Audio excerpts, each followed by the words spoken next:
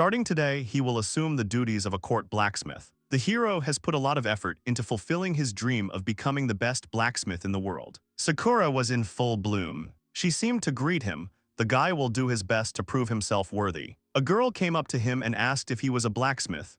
Her voice was beautiful. She looked like an aristocrat. The hero said that he was a blacksmith and asked how she knew that. The girl replied that he had a license sticking out of his pocket. A little more and she would have fallen out. Without her, the hero would not be able to work. He thanked her. The girl said it was nothing. She also added that he was too young to be a blacksmith. The guy said he was starting his duties today and said his name was fake. The hero said that he had been rehearsing and asked not to judge him harshly. The girl replied that everything was fine and he was very kind. She said her name was Alicia. The girl confirmed that she was an aristocrat, but he didn't need to follow the formalities. She said she was supposed to be at the ball, but a lot of men were looking for her attention, so she ran away. Alicia asked if he knew who he wanted to become. She said she just wasn't sure about herself and didn't know what her true desires were, but she really wanted to know. Fake replied that he wanted to become the best blacksmith in the world. He knows that this will not be easy to achieve, but he will do his best. The girl said that he would, and hoped that he would become the best blacksmith in the world. The main character did not expect such open support from her. He had only been mocked for that before. Since he is now serving at court, it turns out that he will often meet charming ladies. Maybe he'll even get married one day. The guy decided to start with a greeting. The first impression is extremely important. He said good morning. The man abruptly told him to get to work. He told him to repair the sword and not leave until he was done. The colorful life at court that the hero imagined is about to collapse. It has been 3 years since he took up his duties as a court blacksmith. His main responsibility was the restoration of weapons. The guy used to be a blacksmith in the village, but his talent was soon noticed, so he got to the court. He was full of hope, perfecting his dream craft. But the reality turned out to be completely different. Morgan told him not to slow down. The guy apologized to him. The man said that it would do no good, since he was incompetent because of the blunder he would deduct from his monthly salary. The hero wanted to say a word, but the blacksmith wouldn't let him. The guy didn't dare to object. Usually, a whole blacksmith shop worked with such a large amount of ammunition, but everyone hung on to him alone. It looked like he was actually being punished for having a run-in with that guy. The man said he was trying to teach him. The main character had been there for 3 years, but he was constantly getting angry and he was already used to the pain. They were right, he's not ready to join the workshop yet, he doesn't have enough skill yet. That's why they're unhappy and that's why they beat him. Therefore his salary there are no fewer days off and it's all his fault. The guy was asked if he had thought about his behavior. If he had done it, then he needed to get up, since all the weapons should be ready before the end of the holidays. The guy said he understood them. The man said that they were invited to the ball, so the hero should not shirk and do his job properly. One of them said that the guests from the neighboring state had not visited the girl recently.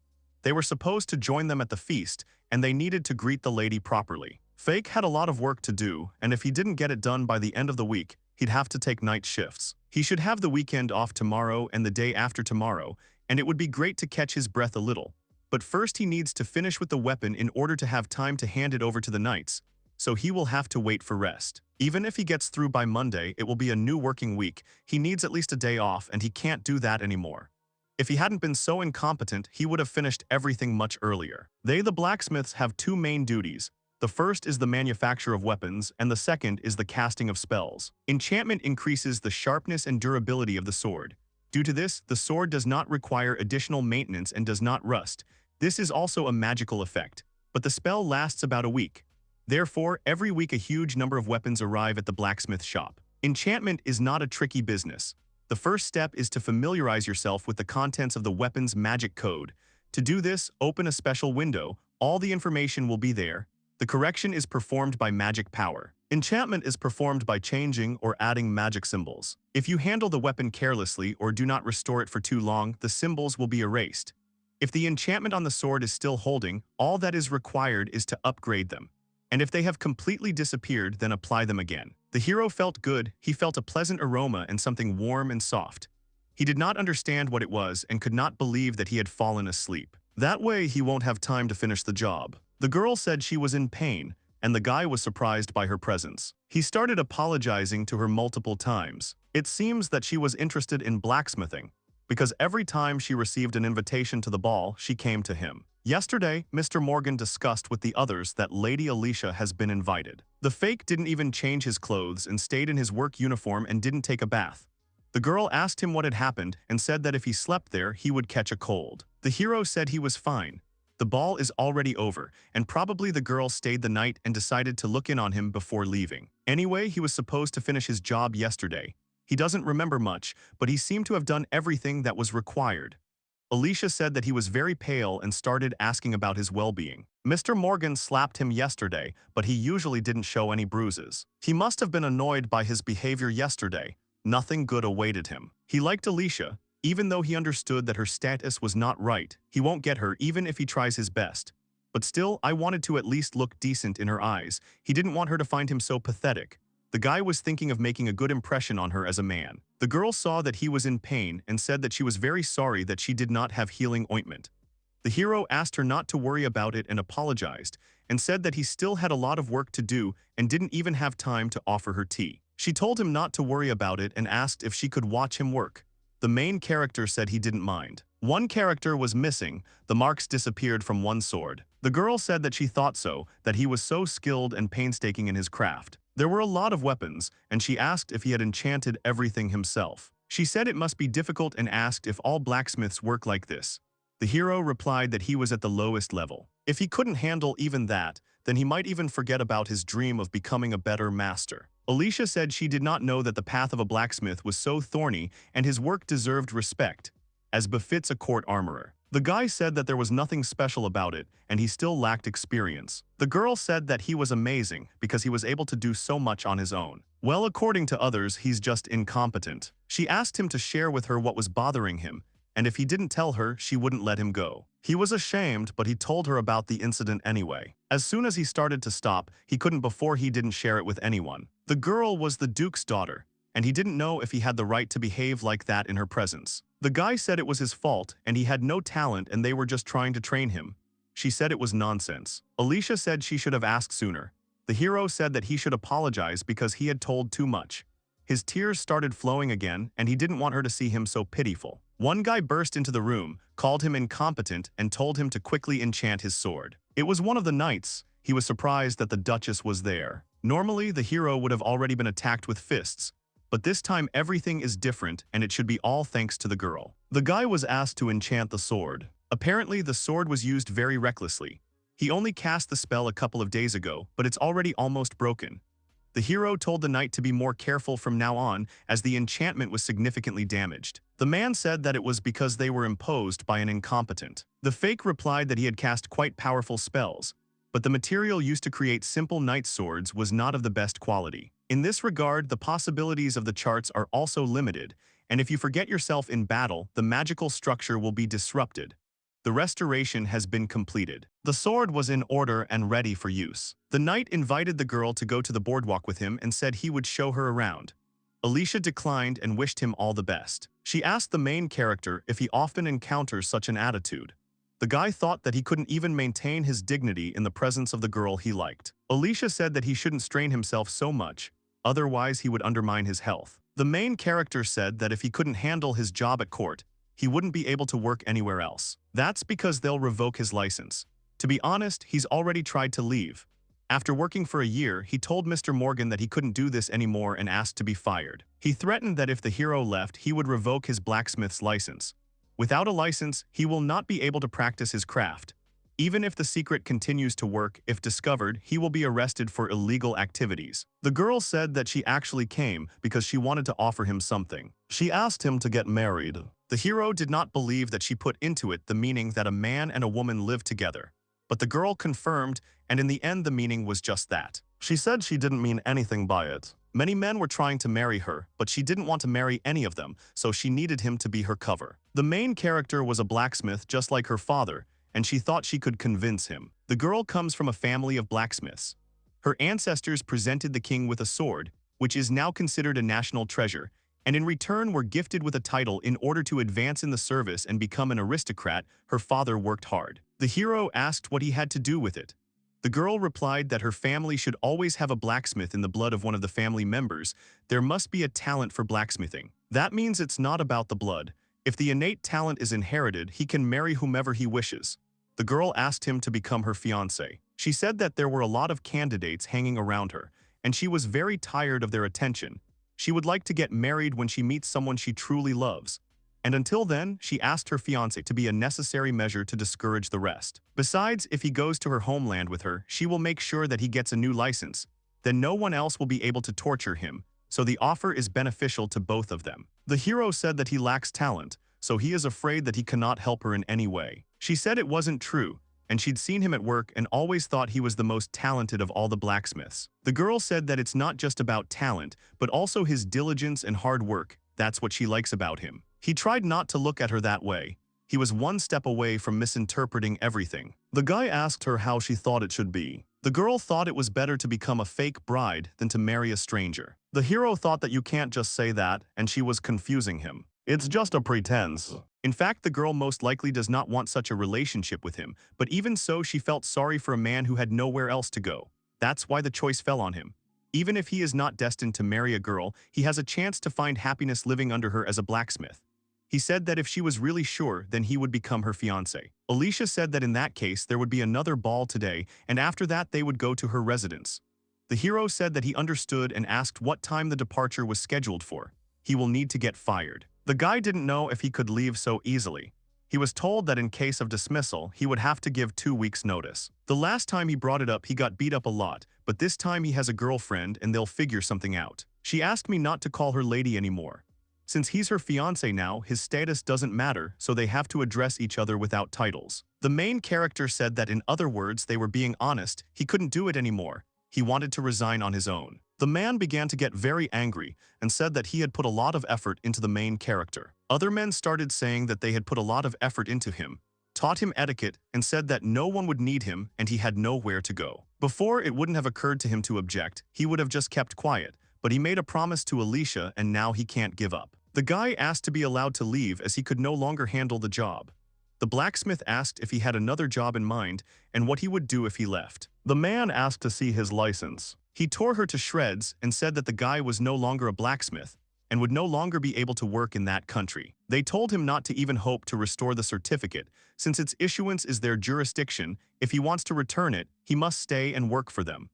The hero thought that he was already sick of the country and there was no point in having an identity card if it meant nothing there. The blacksmith said that if he carried out his duties for another year, he would get a promotion and he would hire a new person. The main character said that he no longer works for him. The man said that he couldn't do anything else, and if he continued doing it illegally, he would be arrested. Another man said that if he left them, he would remain completely alone, since no one but them would tolerate such a mediocre person like him.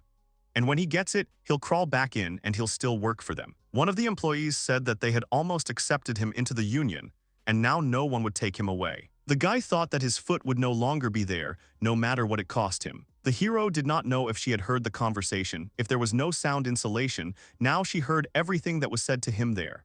But he wouldn't want that. The man said that he had not seen her for a long time and every day, she was becoming more charming. The girl would like to know if the fake got fired. The blacksmith said that he would have been of no use anyway. They created the most favorable conditions for him, but he neglected them, and it seems that he did not learn anything. The girl said that he got a job at her residence. The man said that he was not even able to forge a sword properly, and even more so to cast a spell. Alicia said that in her opinion, the guy is very gifted. If he doesn't mind, then she will take him away. The girl said she was interested in the blacksmith. For her, the main character is just a fake fiancé, but every day he falls in love with her more and more. He leaves the empire with her, and he's heading south to the kingdom. Upon arrival, her father would be waiting for them at the family compound. A day's journey and they're there. The hero said that even if he was tired, it would be nothing. All in the forge, he worked without rest from dawn to dusk. The girl said that she had already notified her father and he must already be waiting for them. The guy was worried. The fake apologized to her and said that it seemed to him that it would be logical. He said he was sorry for trespassing. The engagement was fake and he went too far. The girl said that even though he had taken her by surprise, there was nothing wrong with that, so he shouldn't worry.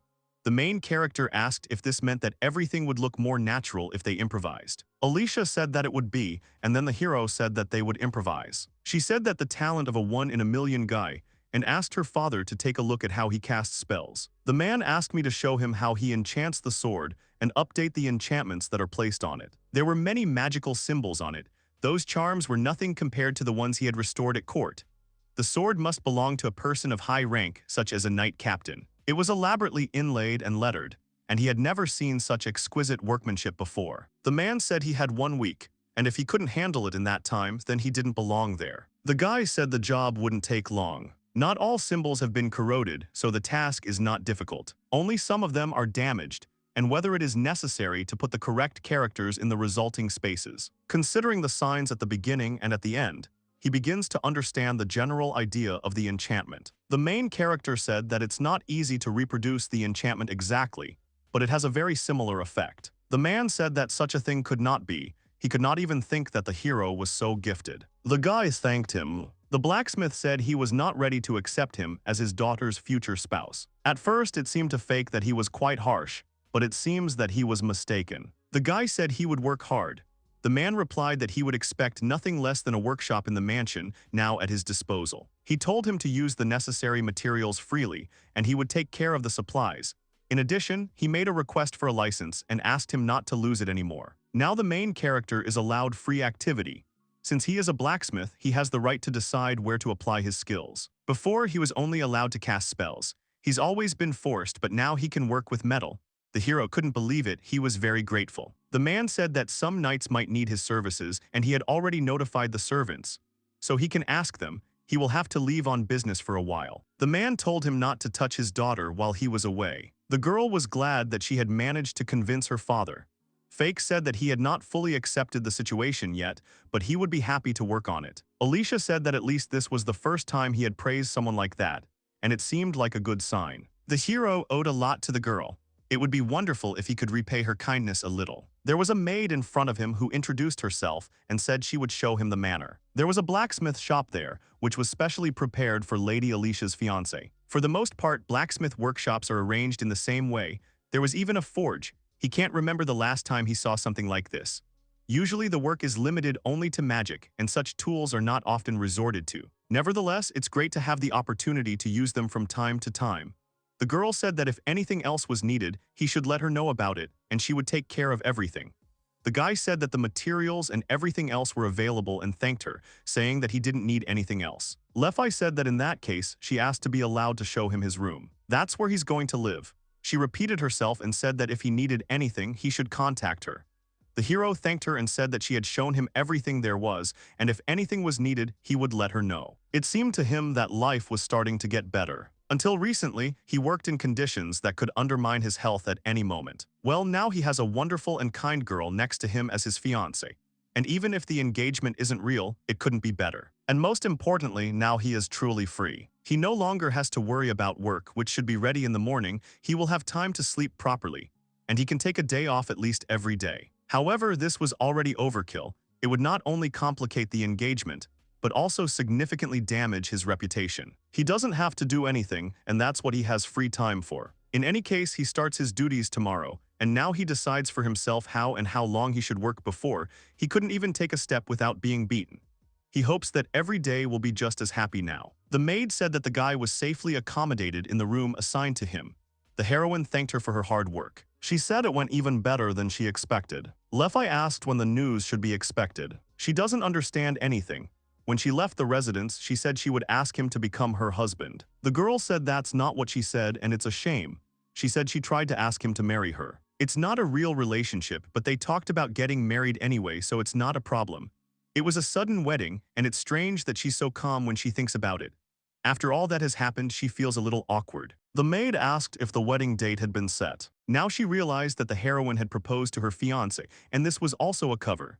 Alicia said she tried and did her best. The girl said that she believed that if he was at least somewhat interested, then he would understand everything from the girl's behavior. The maid said that it was not just noticeable but obvious. The heroine thought she was good at hiding things, but now she's even more embarrassed. Lefi said it was just a cover story, but she had already made a statement, so they should start wedding preparations as soon as possible. However, the father has not yet blessed them. In this case, the main character must first prove himself as a blacksmith, and they will wait for the master to evaluate his abilities. The heroine said she thinks the maids are right.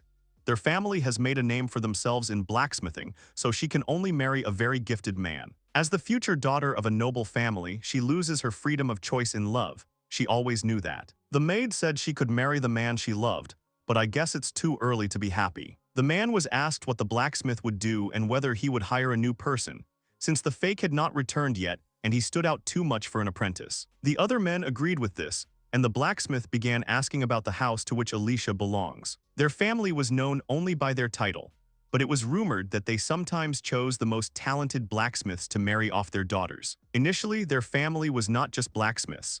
One look at the fake is enough to understand that he is incompetent, and it is obvious that no one will want to hire him. The man tried to give him a couple of orders, but he couldn't even hold a hammer. He believed that eventually the guy would be fired.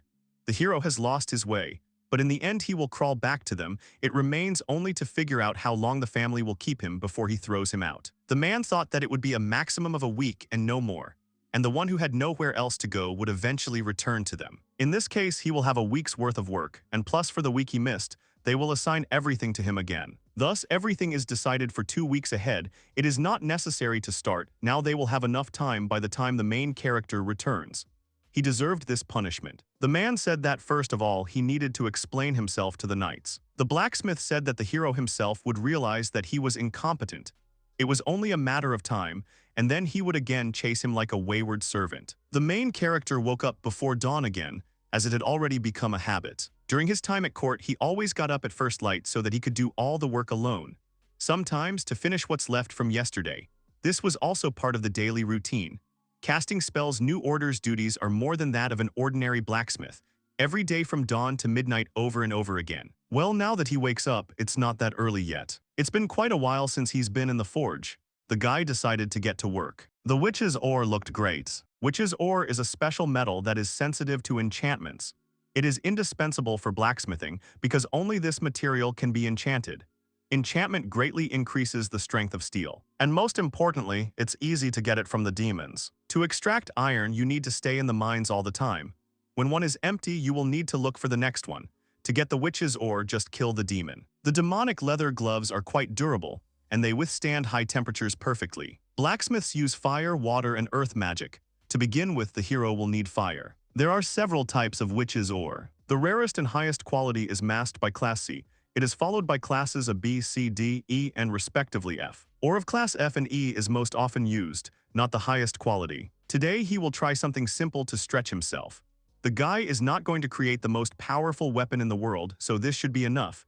He decided to make a knife. The ore is red hot, and it's time to send it to the casting mold. After that, the temperature is increased even more.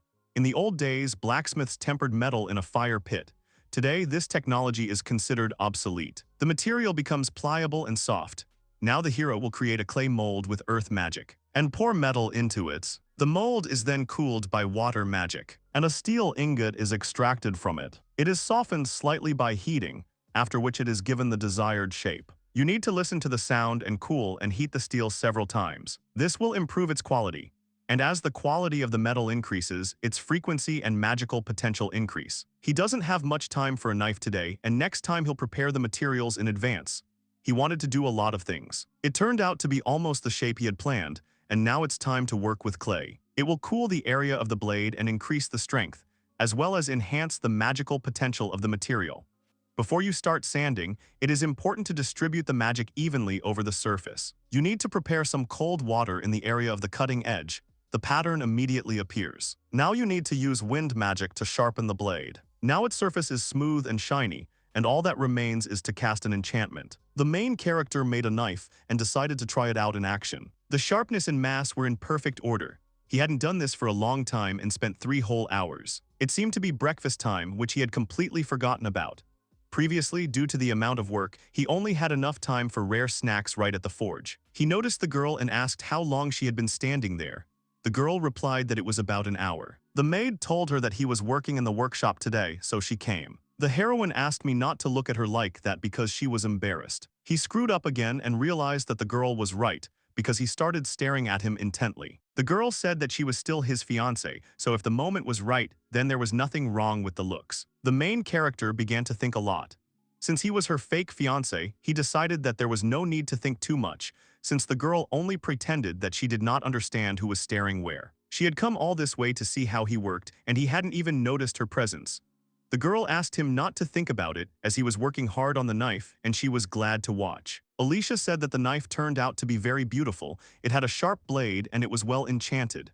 The hero said that he tried very hard. If he had a little more time, he would have done even better. If he had known that she would be watching, would have put in more effort. The guy was surprised that she could handle a blade. The girl said that she was taught the basics of fencing quite a bit just for self-defense. The main character said that he was a little distracted and she looks beautiful. He said it was amazingly beautiful. It's not a real engagement, but the girl so convincingly maintains the appearance of a relationship with him and it looks sincere. At such moments, he can't help but wonder if she really cares. Although, if you think about it that way, surely almost any girl can convincingly pretend. At least that's what he heard. She invited him to go to breakfast with her. Alicia asked if he was always good at casting spells. The guy replied that the work always had to be done quickly and efficiently. He had a lot of responsibility, so over time he got better. Thanks to that infernal money, he can now cast spells quickly and efficiently. That's why spending time with her warms his heart so much. If you think about it, when he went to the forge, he smelled bread. The main character said he couldn't even remember the last time he'd seen such treats. The girl said that if he didn't mind, she would like to know more about his past. He usually worked late into the night, so he often didn't have time to eat anything during the day. And if he could find time for lunch, he ate while he was working. He didn't have time to taste the food, just swallow it while it's still possible. But now, when he shares a meal with her, it's the best breakfast of his life, so it's just tears of happiness. It was very tasty. The girl suggested that he go to the city to show the surroundings. Alicia said that she hardly makes acquaintances in the city, but many introduce themselves to her father at festivals, and someone may recognize her face. People in the city don't take kindly to her beauty, and if they recognize her, they won't be able to take quiet walks. The girl said it was like they were on a date. The guy replied that it really looked like a date, but he didn't quite understand why there was so much trouble. That's because he's not her real fiancé, so he doesn't understand why she's putting so much effort into dating him. The guy said he thought that if he succeeded as a blacksmith and earned her father's approval, then that would be enough. The hero suggested that she didn't want to marry some stranger, so she got engaged to him for show. He's just a cover, and she doesn't have to pretend they're on a date. The maid said that the blacksmith wished the girl to marry a gifted blacksmith and tried to promote her happiness in his manner. He also wanted to make sure that she would marry for love. That's why he didn't rush her into marriage. Alicia said that this date was also very important to her, so she asked him not to worry about anything. Lefi said she would leave and wish them a wonderful time. The main character did not notice her presence at all, although nothing less is expected from the accompanying servants. She was aware of the nature of their relationship, and it made her feel a little better that someone else knew about it. The girl returned to the conversation about how to influence her father's opinion. She asked if she could hold the hero's hand. They will need to walk by the hand, and this will influence her father's opinion. The girl confirmed this and said that you never know when you will catch the eye of one of his knights. The guy has already taken her hand, but now they're on a date, so he's a little more worried than usual. He can't remember the last time he walked around the city so calmly. From now on, he doesn't have to rush anywhere anymore. Even considering that he no longer has to work himself out so much, he will still make every effort to improve his skills. If this continues, perhaps her father will accept him. The girl asked him not to do anything hasty. The man said that the fake had left them more than a week ago and still hadn't returned. He needed to be a little patient. Since the family's residence is far from the capital and in case of dismissal, he needs to get there for quite a long time. The blacksmith said that this was a predictable outcome, and they were the only ones on whose mercy he could rely. He didn't even have a blacksmithing license, and without documents, he wouldn't be able to work, so he had no choice but to come to court for more. The conditions for his return are simple. No payment for the first 2 months, then only pennies. The captain came to them. He had an order for charms. The holder of the highest knighthood in the country has arrived to them. The blacksmith was happy to accept an order from such a person. Even though he has his own blacksmith tea, his genius is undeniable, he came to ask for it. The men were surprised that such a distinguished person had paid a personal visit.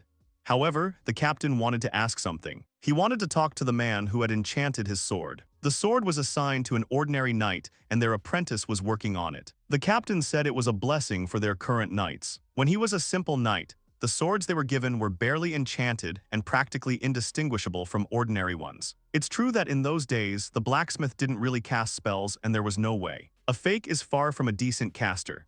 His charms are always so ridiculous, and even with a minimum of effort, he would have done his job multiple times, but the captain was saying something strange. The swords he remembers from those times were just like trash. The captain said that the blacksmith who enchanted the sword so well, even for a simple knight, deserves a lot of praise, and he would like to entrust his own sword to this fake. He said that he would like to be the one to cast the spell. The captain said that he himself did not have the ability to read magical writing, but his blacksmith said that the work done on the blade was excellent. He came there hoping to meet the master. The blacksmith said that the main character does not have a special gift, and he let him go for a while. Maybe he managed to cast a good spell once, but this is rather an exception and he was just lucky. Fake casts dozens, even hundreds of charms a week, and a couple of them may have worked out well. But he has absolutely no potential and he cannot become a master no matter how much effort he puts in. Nevertheless, the captain would like to teach him a job, but for now he will leave the sword with them. The blacksmith suggested that he cast a spell, since he is the head of the workshop, and of course, he will cope with the task better than the main character. The captain said that since the guy was on vacation, it meant that he would be back soon. He had time and could wait until then.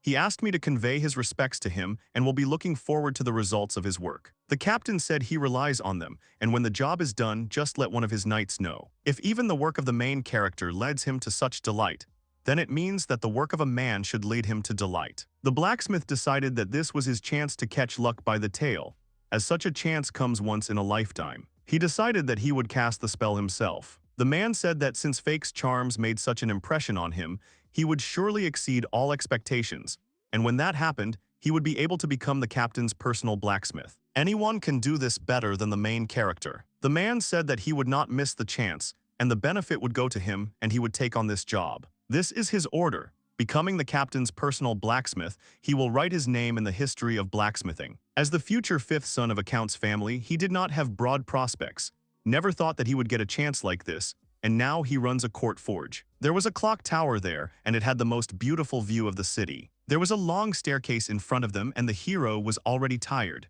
The girl said they were almost there. She said it was her favorite place, and the guy replied that it was very beautiful there. She thinks the view of the night city or the sunrise will be just as good. The guy replied that it was very beautiful there at night and offered to stay until sunset.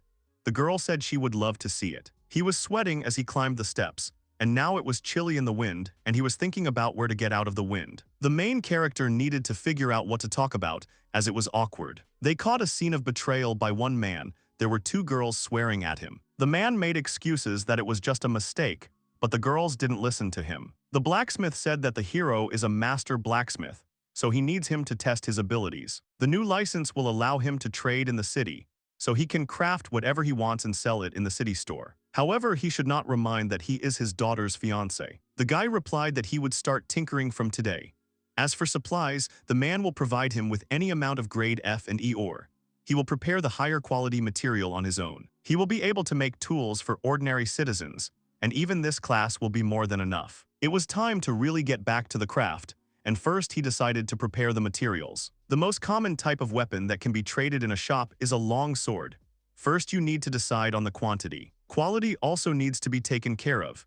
Even if the weapon is of high quality and well balanced, it will not be bought if the price is too high. His clients will mostly be adventurers and their ranks vary, but there are quite a few C-rank adventurers and most of them are D or E. Ideally, an adventurer needs a sword that won't need to be changed when changing ranks, and it might be worth making something similar to the swords he forged for knights. It had been a long time since he had made long swords, and he would have to try harder. The molds must be strong enough not to deform under the influence of high temperatures. First, you need to melt the witch's ore. If you pour liquid ore into a mold and cool it with water magic, the material cools down pretty quickly. It seemed that everything was almost ready. He did it well. We need to raise the temperature again to harden the metal and polish it with wind magic. You need to make a pair of wooden nails that will secure the handle. Now connect them and hammer the nails into the drilled holes.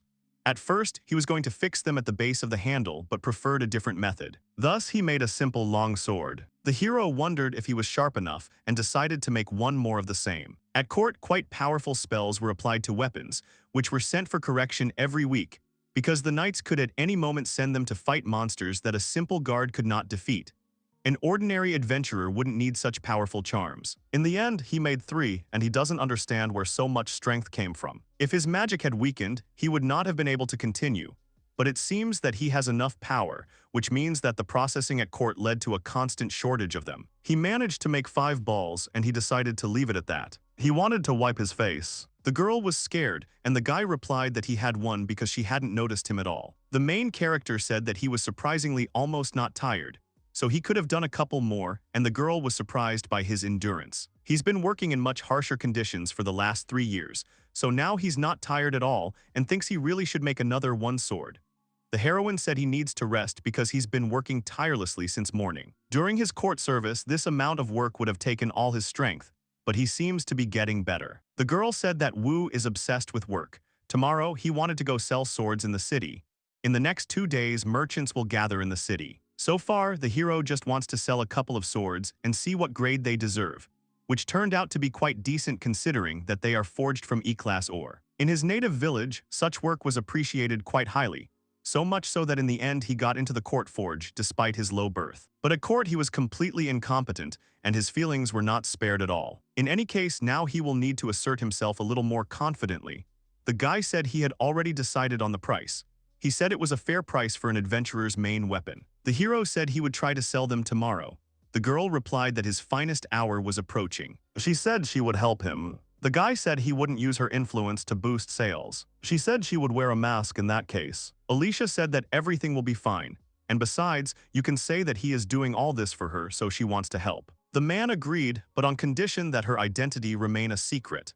The guy said he was looking forward to tomorrow. The heroine said she would do her best to show people that his products were the best. She put in a lot of effort for him, and he was worried that he wouldn't sell anything, but now it's simply impossible. This is his first business venture. Today he will be trading for the first time. Before he came to court, he worked as a barter worker. He gave away a dagger, armor, and swords, and in return received food, clothing, and shelter. The village was small, and they all learned from each other. At court, he did not have time to listen to the intricacies of market relations, and believes that by that time they had only become more complicated, so he cannot understand with certainty what price should be set for his work. If he pays the entrance fee, he will receive permission to buy and sell goods for the day. He shouldn't have mentioned the girl's name in public, because if they found out that he had connections with the Duke, he would break his promise to his father, so he shouldn't be careful. The girl needed to come up with a nickname, so the guy came up with an alternative name for her. Trading was allowed only on fair days. To sell goods at other times, you need to have your own shop and special documents. The hero decided to start with an ordinary counter, and in the future they will open a real shop. He was excited by the prospect of real trading. The guy applied for a trading license and was able to stake out a place. So far, he will only put up 2 swords for sale. Not only did he have no customers, no one even approached him. Of course, he didn't expect it to be easy, but I didn't think it would be like this. There was a crowd at the next counter. For others, everything looked more beautiful, so next time you'll need to come up with a better design. The girl began to invite customers to the sale. She said she was probably more of a hindrance than a help. The hero said that he was glad that she had called the customers. In truth, he was just glad that they were standing together. They were never approached. She was sure that people would be interested in high-quality swords. When he was working in the village, they didn't start contacting him right away either. He knew that the most difficult thing was the first deal. But he is confident in his work. Any adventurer from his target ranks will like the swords. A customer approached them asking if they were selling long swords. He wanted to move from one rank to another. The sword was comfortable and light. The guy said he had cast a special spell on him. Since he was a rank F, it was possible that he might be a little short on funds. The hero said that other swords are more difficult to handle. In other circumstances, he would have started haggling, but in this case it is out of the question. You shouldn't be so open about how much money you have with you. The guy said that the price of the ball was actually much higher than the one offered. In fact, this is not true. Even if he had made concessions, he would not have lowered the price. But today he came there to make himself known. The adventurer said that the price was justified, as the sword was really good. The hero said that for the first time he could make an exception to give it for the offered price. But in return, if he knows the adventurers who need the sword, then he can tell them about it. What he didn't immediately think about was that the recommendations might attract customers. Every week on the fair day, he will be behind the counter with a flag. The buyer said he would tell his friends about it. He got less than he had hoped for, but he was glad of at least that much revenue. The Duke said that he would supply him with materials in any quantity, so for now there is no need to worry about costs. They finally sold the first sword. The main character has achieved the goal he set for today. He knew that it was unlikely that he would be able to sell everything, so he set out to sell at least one. Now that the young adventurer would show his friends his sword, the customer base would gradually grow. The girl said it would definitely work, since he made the swords and next time it would be better than today. It was his first revenue on the market, and he thought it was a good start. He decided that he needed to report the result to the man. The main character said that a total of one long sword was sold. As a thank you for the materials and access to the workshop, he hoped that he would accept the money. The man said that as for the witch ore, he had no plans to cut supplies, so he shouldn't worry about it. However, his earnings meant that he had lowered the price to make the deal. The man had a lot to work on. He said he couldn't trust his daughter with this state of affairs. The hero said that sales would only grow in the future beyond any doubt. The blacksmith said that if he thought so, he should convince him not with a word but with a result. Now the guy needs to study the market in more detail in order to understand how to increase sales. There you can find a lot of gun shops with a huge assortment, so he decided to explore them better. First, he wanted to see how the goods were displayed in those shops. There was a demand for long swords. Of the two equally effective options, people tend to prefer the one that looks more impressive. Perhaps it should also decorate the handles with some kind of carving. He decided to diversify his range with daggers, since after all they can be used as throwing weapons. Universal knives are also in demand. Housewives often use them in everyday life. You can meet representatives of all ranks there, and it can be useful. At some point, it will be useful to him. If he needs money, he can also earn there. The main character said that adventurers don't change. The girl replied that adventurers live to the fullest. The guy went to register. He found the adventurer registration department. Since there was no queue at all, he thought it wouldn't take long. To register, you only need two things, a name and a personal file.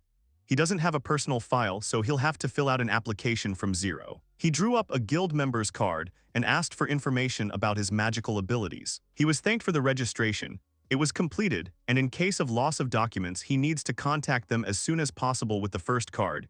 He was given free of charge, but in case of loss, a small amount will be charged. The main character saw how some men began to bother the girl. The guy started defending her. He told the girl that they had to go. Fake took her hand and told her they were done. The men started shouting at him. He told her to move through the crowd. One of the adventurers started to follow them. He bumped into one of the people present. The man reacted aggressively. The girl said that she had never been approached like this before, so she was confused. She said she was a little scared. The guy said it was his fault and he should have taken her with him. She replied that everything was fine as he showed up on time. Besides, I was her maid nearby, so I would have intervened in case of danger. There was still time before the next fair days, so the hero decided to try to improve the quality of the daggers. First, you need to melt the ore in the classical way. Then you need to pour it into a mold created with the help of earth magic and make a steel plate. The next step is to improve the quality of the steel. Witch's ore contains many undesirable components. He uses magical techniques to extract them from the material. The guy will raise the temperature of the plate and constantly apply the hammer, maintaining the desired heat level. This must be repeated several times to bring the quality of the metal to perfection. He decided to check the magic code. The runes were still in order. If magic techniques are applied incorrectly, they can destroy the magic code. He should work on directing the magical flow when working with the hammer. It was still a little rough, but he managed to fix something. The final settings of the charms are carried out at the very end, when all the rest of the work has already been done. At this point, the last runes are restored. It is not necessary to cast a spell from the very beginning. This process can be postponed to the end. It's time to shape the plate into a knife. You need to cool it with water magic and then polish it with the wind. The edge of the blade was perfectly designed and there were no problems with the sharpness. The knife can be used both in battle and for butchering meat. The magic component took a lot of time. Due to this, the quality of the knife is higher than that of a standard weapon. He decided to take a break, otherwise the girl would worry. The guy thought he could do one more later. It really excited him that he couldn't stop, and decided that he would make the girl worry again if he didn't stop. Alicia came to him, and the guy invited her to look at his work. She said the quality is higher than last time. The girl said that he always knows how to impress. He thanked her and said that after her words he wanted to do one more. She said that there are only a few days before the start of the auction, but suggested not to rush anywhere. The girl said that she really enjoys watching him work, but he spends so much time at the forge and she gets lonely. She understands that this is important to him, but she would be happy if she could spend even a second more time with him. The guy thought that she had noticed the maid, and therefore immediately assumed the role of the bride was very convincing. You never know when their eyes are on you, so they should always act like they're head over heels in love. The main character said that he would like to spend as much time with her as possible, even if only for a second, so he decided to finish the job. He suggested we spend the day together. Alicia thanked him for agreeing. Alicia said that they were a bit far from where they were last time, to which the main character said that he wanted to leave earlier, but it seems he got a little distracted. The guy said that it would be better to stay in one place which people remember, but here it is difficult. Whoever is first, he takes. He asked about whether the swords are displayed as last time. He then added that the quality of the knives and daggers was higher, but they required less materials to produce, to which she replied that she understood. He continued and said that he planned to sell them for about 20,000–30,000 crowns. At that very moment, the girl began to shout loudly that she greeted all passersby, after which she offered to take a look at their goods. Alicia said that, as expected, it would be difficult to attract customers. He agreed with her and thought to himself that her voice sounded clear, so people heard the words but did not come to the shop. The protagonist thought that he had no trading acumen at all, poor Alicia. At that moment his name was called. The girl said that he should speak with pride, he has wonderful products, so he should behave accordingly more confidently. The main character smiled at her and said that it was true, she was really right, after which he and the girl began to call for clients. The fake said that an hour had already passed, after which he turned to the girl and asked if she was tired, to which she replied that everything was fine, she was trying. At that moment the main character heard a voice. It was two guys. They said that here he is, after which they greeted him. The guy told them that he brought someone as promised. It's Vaser, he's also an adventurer. They're on the same team now. By the way, he didn't introduce himself last time, his name is Ivas. The protagonist thanked him from the bottom of his heart, after which he also gave his name. At that moment, Vaser began to study the assortment. The guy with the ears on his head asked if he could look at a certain sword, to which he was answered positively, at which point Ivas said that the sword he bought here was so comfortable to use. He added that it was sharp, light, fits in the hand wonderfully, and was not even close to his past. Fake said that he was grateful to him and was very glad that he liked it. Ivas said that thanks to such a sword he rose to E rank last week. The guild said that the progress was very rapid, and now he is like a celebrity there. Fake congratulated him on this, after which the protagonist asked if he hadn't achieved this through his abilities, to which Ivas replied that this was not true. At this point, Vaser asked how much the sword he had chosen cost, to which the protagonist replied whether the price of 40,000 crowns would suit him. The guy blushed and asked if he could sell it for 30,000, to which Fake agreed with him and said that, in return, if they liked the quality, then let them recommend them to their friends, to which he received a positive response. Ivas looked around the counter and said that today they also had knives, to which he was told that they had a wide range of applications and would be useful both in battle and for cutting up prey. The guy said that a knife for prey was a tempting idea, after which he asked about the price of these knives, to which the main character replied that it was 30,000 each.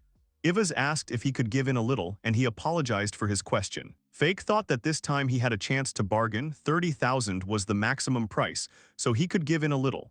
He said out loud that since he came with a friend today. Then he went on and said what he thought about the price of 20,000. They said that was great. The guy turned to him and asked if he could look at the sword for cutting. The protagonist took the sword that was given to him, then examined it and said that the spell on it had worn off a little. He asked Iwas if he knew how they worked. He said he knew that blacksmiths sometimes put them on to make a sword better. Fake said that there was a magic code inside each sword and his was starting to wear out. The guy asked the main character if it could be fixed somehow, to which the latter replied that of course, he is a blacksmith, so it will not be difficult. The first time he will update the charms for free. When the main character finished, he said that everything was ready, there should be no problems now. Next time the price of the service will be 5,000 crowns, so he asked to handle the weapon carefully. Fake explained that they also offer such services, so if anything happens, they can contact them. To which Ivas said that he would definitely do it if he earned a lot of money, after which they said goodbye. Alicia thanked the guys for the purchase, to which Ivas responded, after which he wanted to ask who this girl was, to which the main character said that it was his assistant Ali. Ivas asked him if she was his lover by any chance. The protagonist thought to himself, why is this guy even talking like that? Fake thought to himself that Alicia was actually his fiancée, but it was only for show, so he wouldn't want to talk about it so openly. Ivas said that he understood everything.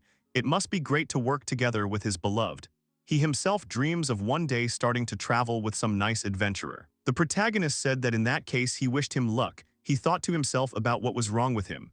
At that moment, Weather put his hand on his friend's shoulder and thanked them again for their help. Fake thought that he couldn't imagine that he would be able to earn so much.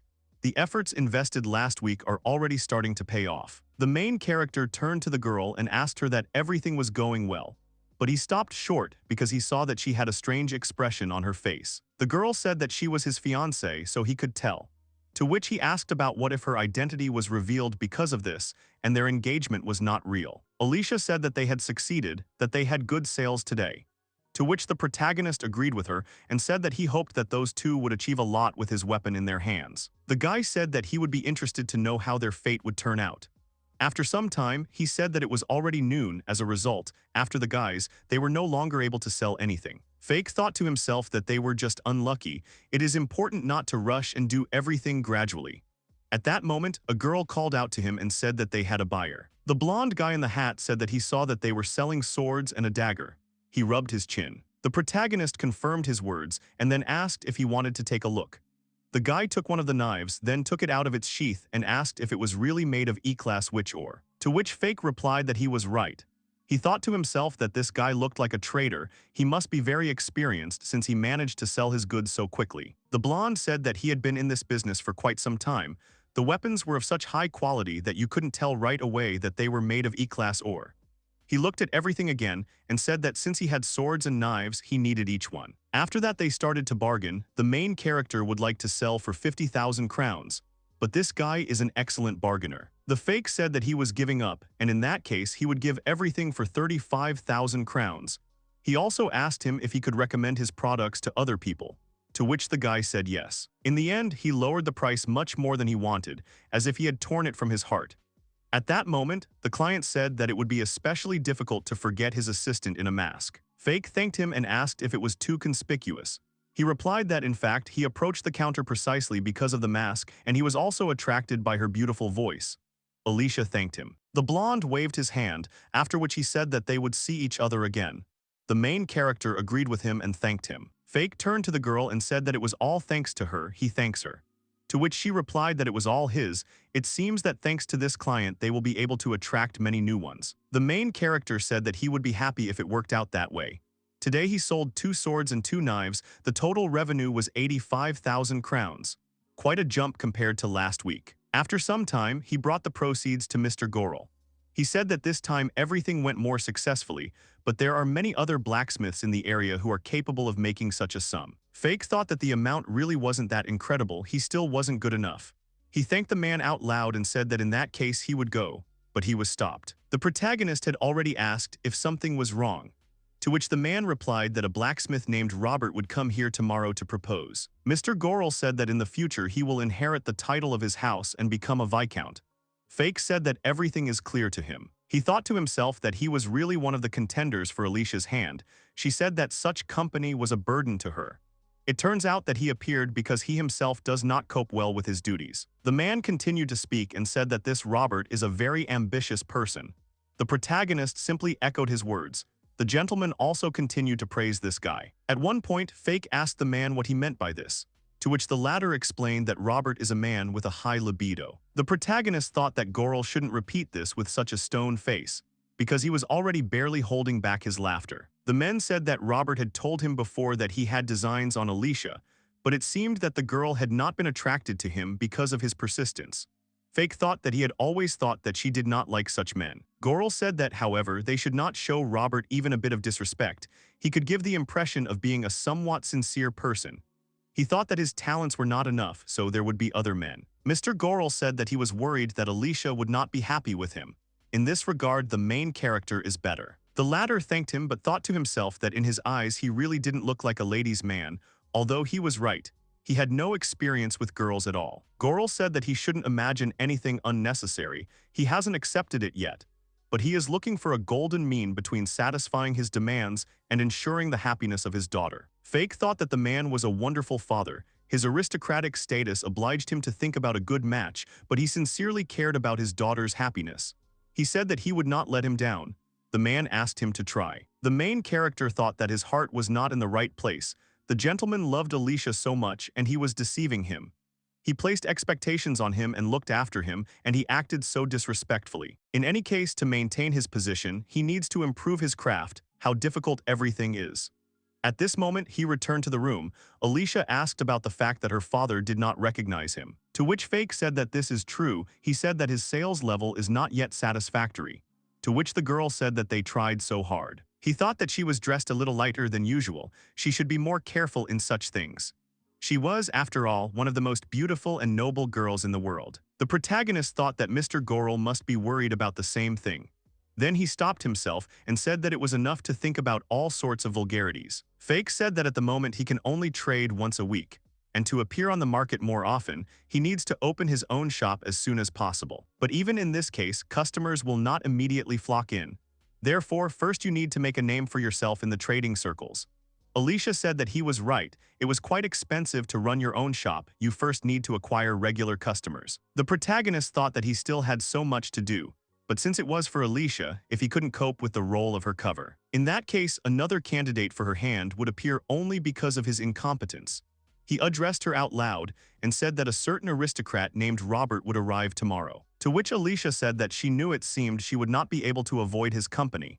To which the protagonist apologized to her. The guy said that by playing her fiancé, he had to prevent other candidates from appearing, but he failed. To which the girl asked him not to worry. Alicia said that she was not comfortable communicating with people like him, so she asked him, when the meeting with him was over, if she could see him. To which he replied that he would be in the workshop, she could come anytime. The girl thanked him for this. Then she asked him if something had happened because he was acting a little differently than usual. The main character thought about what she was talking about. If you think about it, she has been sitting here like this for quite a long time. The guy asked her what she meant. He thought to himself what she wanted to hear. She was dressed so seductively. Did she really want to test him? To which Alicia thought about it and said that they say that if you dress like that, men will fall in love with you. Fake started asking who said that, to which she replied that it was Leffy. He thought that this is the evil genius here. They want to hear his opinion, what to use this on other suitors. The main character said that he would speak not for himself, but in general, to be honest, if he were married to her, then at this moment they would already be doing something. But he didn't have time to finish, because the girl interrupted him to ask what they would do. To which he immediately waved her off and said that nothing like that. She asked him if he was already in love. Fake said that he thought this meant that men in general would definitely fall in love with her. To which she responded that it was clear, and then asked if he liked her dress. Alicia started talking about how nature had not given her much, and then asked if it was a problem for him. The guy wondered what kind of questions she was asking him. She asked him if he really liked it when a girl had big ones. She asked him about his opinion of her body. In his mind, he asked her to stop and asked why she was doing this to him. A new day dawned. The men were talking about how Mr. Morgan was now the Knight Commander's personal blacksmith. In that case, the position of Forge Master would soon become vacant. They asked if they would apply. At this time, Morgan was thinking that today the Knight Commander will evaluate the enchantment he put on his sword. He wonders what reward he will receive for this. He hopes that he will receive the position of personal blacksmith. At that moment there was a knock on the door. It was the knight, who said that he had not seen them for a long time. Morgan thought to himself that he was rather offering him a promotion. But the guy asked if Fake was here. The man was shocked. He thought to himself that they were interested in the main character again.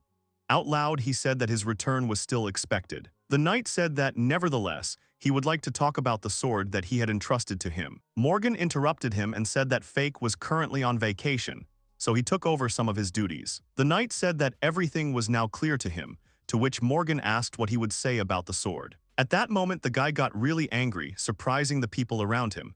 Then he swung his sword, which immediately fell apart. After which the knight jumped up to Morgan, grabbed him by the collar, put his sword to him and said that this was a very bad thing. Morgan immediately asked him what he meant. To which the knight replied that he had asked his personal blacksmith to look at his charms, who immediately said that he had never seen such a mediocre piece of work. The knight said that if you use the sword at full power, it will crumble into pieces. He does not want to deal with such an incompetent person anymore. He gave clear orders that the work should be done by Fake. After that, the guy asked again about where the main character was. He also asked about where he was on vacation. Morgan thought he was scared. This was the first time in his life he had been shouted at like this. Usually, the mere mention of his father's name, one of the most powerful men in the country, would have people falling on their faces. The other employees of the forge said that Fake no longer worked there. To which the knight asked why this was happening, and then added that he was so talented that even his master would like to meet him. At this time, Morgan was thinking that Fake was really so talented, it was impossible. It couldn't be that the man's own work was worse. The man said that Fake had left his position of his own free will, to which the knight asked if he had really quit. They answered in the affirmative, apologized for the quality of the sword, and informed him that the guy was gone. The knight closed his eyes and asked if they knew where he was going. They answered in the negative. The guy said that now he understood everything, and since then they have not fulfilled a single order. Then the boy shouted at them and told them to come to their senses and cast the spells properly, and also to equip the knights with weapons. Otherwise, they would have nothing to fight with. The knights would indeed soon have nothing to fight with. They had hoped to leave all the work to Fake. They did not understand why he had not returned yet. At this point, the guy asked why they were standing there had he not expressed himself clearly. To which they replied that everything was crystal clear, they would start working immediately. All the forge employees looked at him with fear in their eyes. The knight said what he saw, that they understood, and then ordered them to contact him as soon as they found out where Fake was. After that, he left the forge. The others began to ask what they should do with so many swords, and not only with these, but more weapons were arriving every day. To which Morgan said that they should quickly get to work. The man thought that all this was happening because of a bad person. He shouted out loud that he needed to find a way to complete the work on time. At this time, the knight who left the forge was thinking that something was wrong with those court blacksmiths. He could feel it. At this point, another guy called out to him and said that something needed his attention. To which the guy asked what the matter was. He was told that it was a batch of swords that they had recently received. They haven't delivered any new weapons for some time. They've been trying to make do with what they have, but the enchantments are slowly breaking down. The new shipment solves the problem, but not entirely, to which he countered that the quality of the enchantments is very low. The knight said that he had to check the magic code. To which the blacksmith asked if he would be okay. Last time he felt very unwell after the check. To which the guy replied that this time he would be more careful. The blonde thought that his abilities were not enough to see the magic code of the spell cast by Fake. Trying to read a spell that was higher than his level caused significant discomfort in the body. Trying to read Fake's magic spells made him turn inside out several times. This means that his level is significantly higher than his. This time the spell was cast by other people, but they are still the court blacksmiths. So, if you don't count Morgan, they are the best blacksmiths in the country. When the knight began to check, he became indignant and said that it all looked like childish scribbles, and that spells of this quality destroy the sword from the inside. The blonde turned to the blacksmith and asked if he had given these swords to anyone else. He replied in the negative and explained that he also thought they were terrible. The knight said that it was the right decision. It was impossible to work with these swords. The guy looked at the sword in his hands and thought that this nonsense would only ruin the sword, and then he would have to rewrite the entire magic code from scratch. The knight didn't expect those people to do their job so badly. They should be the best in the country. The blonde man turned to the blacksmith and asked if they had any quality swords left. He replied that there were a few, but not enough to complete the plan to clear the monsters. In that case, the priority would be given to new recruits who couldn't afford their own sword yet, and let them not overdo it with their use. He needed to talk to another blacksmith who had worked on his sword. The knight said that his name was Mr. Figure. He had once made his sword, a man with a difficult character. He doubted that he would agree, but at the moment he could only rely on him in this matter, so he would try. The blonde said that it was all because of those stupid Kuznetsovs. He would initiate an internal investigation later. In addition, he needed to find out where Fake was now. The royal court is a huge private sector. There are always shady deals and decisions made behind the scenes. New arrivals are treated quite harshly during their training. He has no doubt that there is more going on in the shadows than he can imagine. The supply of premium quality soars over the last couple of years. He wonders if they could all have been made by Fake. If this is so, then even for him, an ignorant person, his rare talent is obvious. How many more Kuznetsovs in the country could provide such an incredible ratio of quality and quantity? The knight said that Fake's departure would set the knight's progress back 50 years. His blacksmith asked him again at that moment. The blonde was thinking that those court blacksmiths and this Morgan, they were clearly hiding something. He knew it for sure. At this time, Fake stood by the window and watched the new arrival. He concluded that this was Robert. He was quite a stately man and he was jealous. He couldn't do anything. He was wondering if he should greet him. Probably not. He was also a contender, so he might inadvertently provoke him. It would probably be best to spend the day in the workshop. After some time, the protagonist found himself face to face with Robert. Alicia was standing behind him. The girl apologized to him and said that Robert insisted on meeting him at least once. The latter said that he realized that he was Alicia's fiancé. The protagonist extended his hand and said that he was glad to meet him, after which he introduced himself. Robert said that he was mutually pleased to meet him. and then he introduced himself. Robert took Fake's hand in his and began to examine it carefully. The protagonist immediately asked what had happened, to which the guy replied that everything was fine, he just thought how beautiful his hands were. They were charmingly strong, the skin so dense and firm. After which Robert turned his gaze to Alicia and asked if she always hid behind someone else's shoulder. He also said that they had not seen each other for a very long time, and that time she also stood behind the maid's shoulder when they discussed books in the garden. He even felt somehow offended, to which the girl apologized to him. Robert looked at her carefully, then something dawned on him. He said that the girl had grown so much, to which she asked again if it was true. The guy turned to the main character and asked if he liked it here. The latter thought that this was some kind of sudden question. He immediately turned his gaze to the girl. Fake thought that this was very awkward. It seemed that Alicia was not used to such conversations either. But he could not let him guess about their fake relationship. Besides, he has no right to lose to this person, regardless of whether she loves him or not. The main character said out loud that he loves Alicia and is simply crazy about her. The girl looked at him in shock. At that moment, Robert addressed her by name and asked if she would allow him to speak to her alone. When they were alone, Robert saw the sword and asked if he could take a look. Fake answered positively.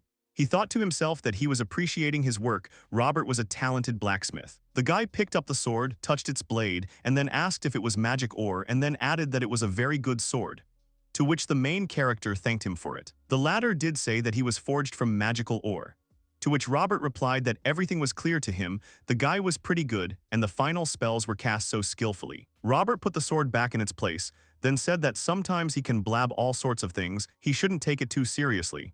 Fake immediately asked what he meant. Robert approached the table, then picked up a knife and said that he was talking nonsense. He was not particularly gifted as a blacksmith, and he did not have much interest in it. His words surprised the main character very much. The guy continued and said that compared to other blacksmiths, he believes that he is somewhere in the middle. That is why he is here as an aristocrat. Robert said that Lady Alicia is a very attractive girl. Many men would like to see her as their bride. The guy said that she was beautiful like a delicate flower. However, to his regret, she was growing up. The main character did not understand his words, after which he asked if he knew that she was only 18. But Robert did not listen to him. He said that in the past she was like that. He continued and said that she was so tiny, so small that it seemed like she would break in two if you hugged her. Fake didn't understand what he was talking about, to which the guy said that she had grown up. Indeed, Lady Alicia is a beautiful young lady, but that is not enough for him. He likes younger girls. Robert cried and said that if Alicia were 20 centimeters shorter and her breasts were smaller, it would be different. Her current appearance does not make him tremble at all. The protagonist listened to his speech and thought about what he was even talking about. Didn't her size perfectly reflect her sophistication? Then he stopped his thoughts in his mind. He asked Robert out loud what he was getting at, to which the latter replied that, in short, he no longer felt the same passion for her. The protagonist said what he understood, and then asked if that meant he was no longer interested, to which Robert replied that, frankly, that was true. The guy said that, first of all, he doesn't have unbridled ambitions and an aristocratic title. He hopes to achieve more as an independent warrior and aims higher. It seems to him that the Barnasto family wants a blacksmith as a son-in-law, but he prefers monster hunting to blacksmithing. However, due to family circumstances, he needs to maintain the appearance of all this. His parents are very persistent. Robert ran up to the protagonist, grabbed him and told him that he therefore wished him luck and expected him to keep their conversation a secret from the Barnasto family. Fake looked at him and then said that he understood, to which Robert said that it was wonderful, and then said that he liked one sword. The guy asked if it was possible to buy it, to which the main character answered positively. At that moment, Robert asked about its price. He thought that the sword was of higher quality than the one he had recently sold to Iwasu, and that there were more decorations on the hilt. He wondered out loud if 10,000 crowns would be enough.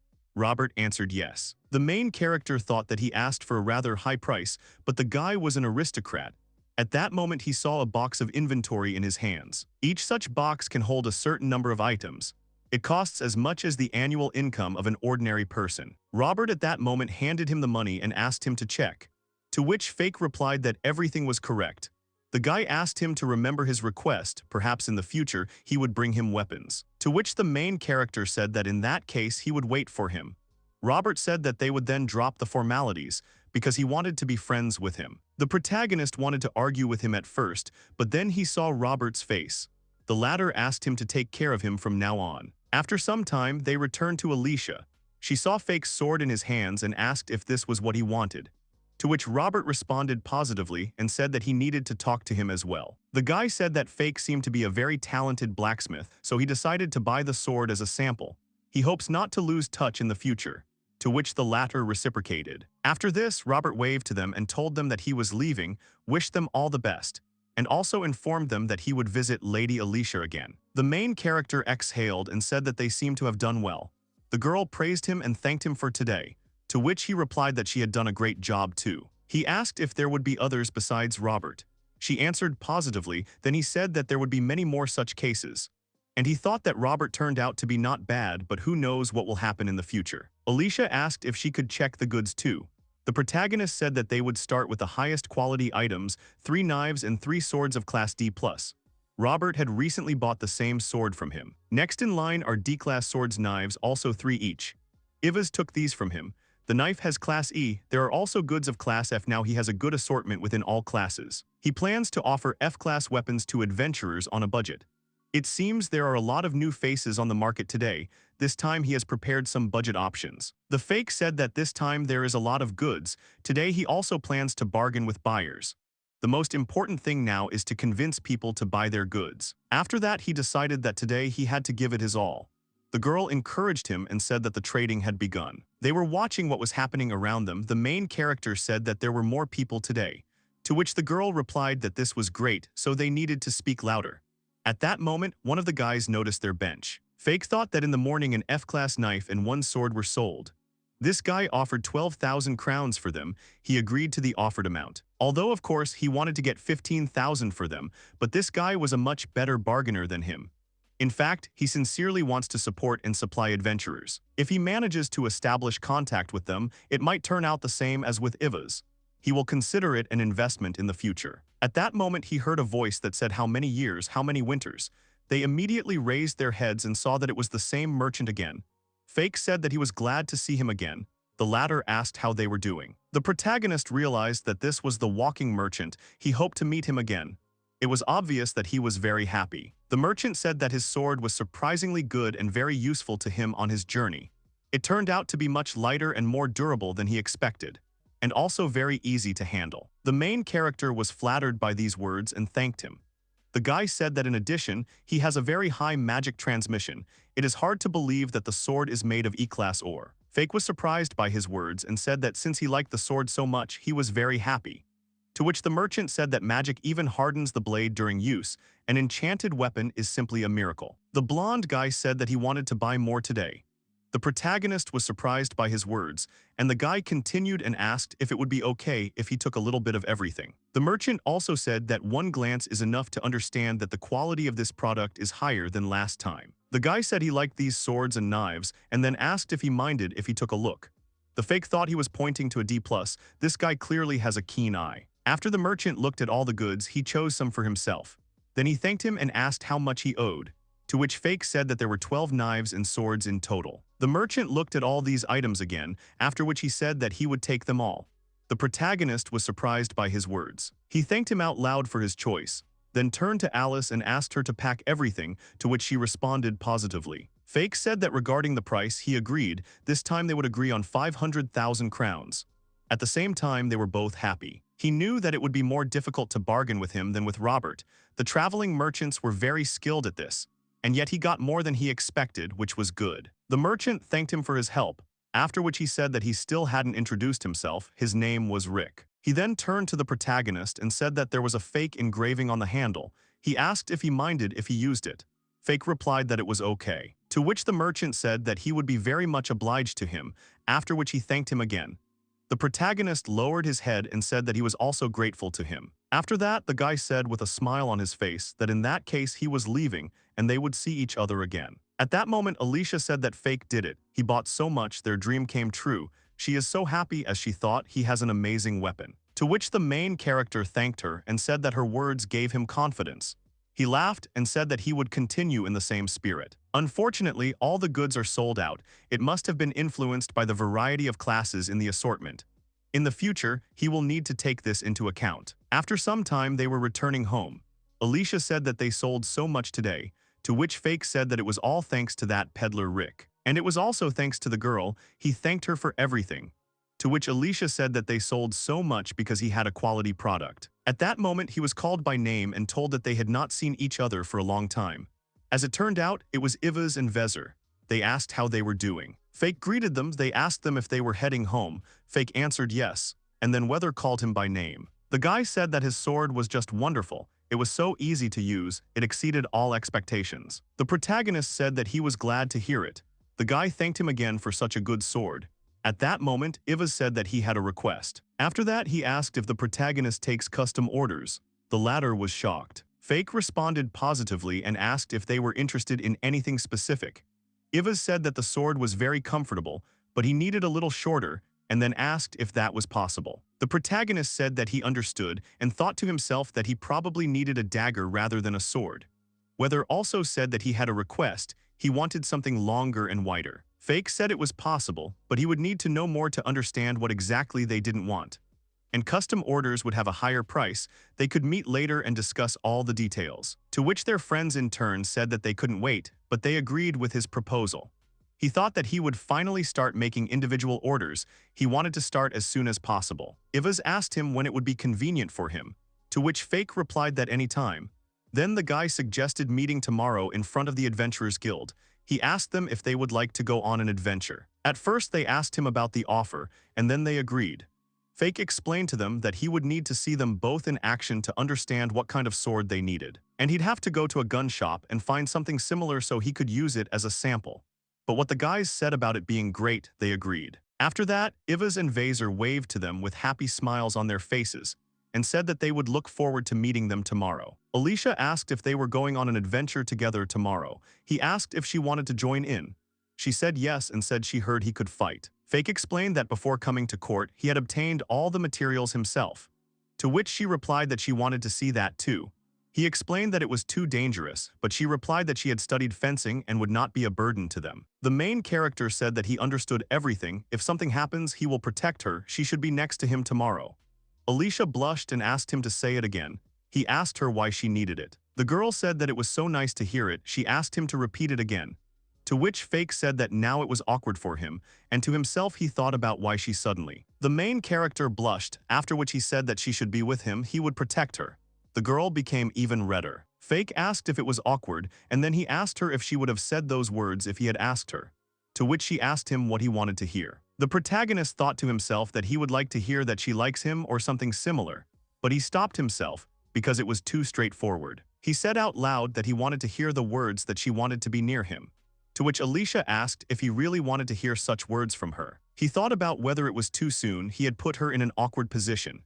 But out loud he said that it was not the matter. In fact, he blurted it out without thinking. Alicia was immediately upset by his words. The main character continued to talk about what he asked her in response to that phrase. But the girl no longer listened to him. She turned around and walked away. He was surprised. The main character asked her why she was leaving and asked her to wait for him. The girl said that if he wanted her to say it, she would say it. Fake thought that at least she hadn't made him repeat that phrase again. That meant something. The protagonist found himself in Mr. Goral's office again. He reported that today's revenue was 512,000 crowns. The man immediately asked him about it again. Fake said that today he presented an assortment of weapons of different classes. Rick the peddler liked his goods, so he bought everything wholesale. The man said that he understood everything. If the peddler liked it, he believed that in the future he would buy even more. Fake said that it was all thanks to the wonderful working conditions created by Mr. Goral. The latter said that he was still on probation. He had not yet given any approvals. The man also said that he had heard something from Alicia, and then asked if it was true that they were going on an adventure tomorrow. The protagonist responded positively and explained that they would be joining adventurers who had made custom orders to see them in action. He intends to make a weapon that suits them perfectly. Every adventurer needs a sword that suits their fighting style. He would like to see it for himself so that he can fulfill the order most accurately. Goral said that he is so meticulous in his approach to work, to which the protagonist explained that he offers all efforts to ensure high quality of work. The man said that he would provide them with an escort just in case. The surveillance would take place from a distance. If something happened to Alicia, he would be in trouble. He also asked about his combat experience. Fake explained that before coming to court, he provided himself with materials, so he copes well with low-ranking monsters. Gorel said that he was glad to hear it. The man also said that maybe one day he would test his powers, to which the main character agreed with him and said that if necessary, he would demonstrate. After some time, the guy found himself in his chambers. He thought that he hadn't had to fight for a long time, but he remembered the feeling. He was sure that everything would be fine. A new day has come. The protagonist and Alicia met their friends.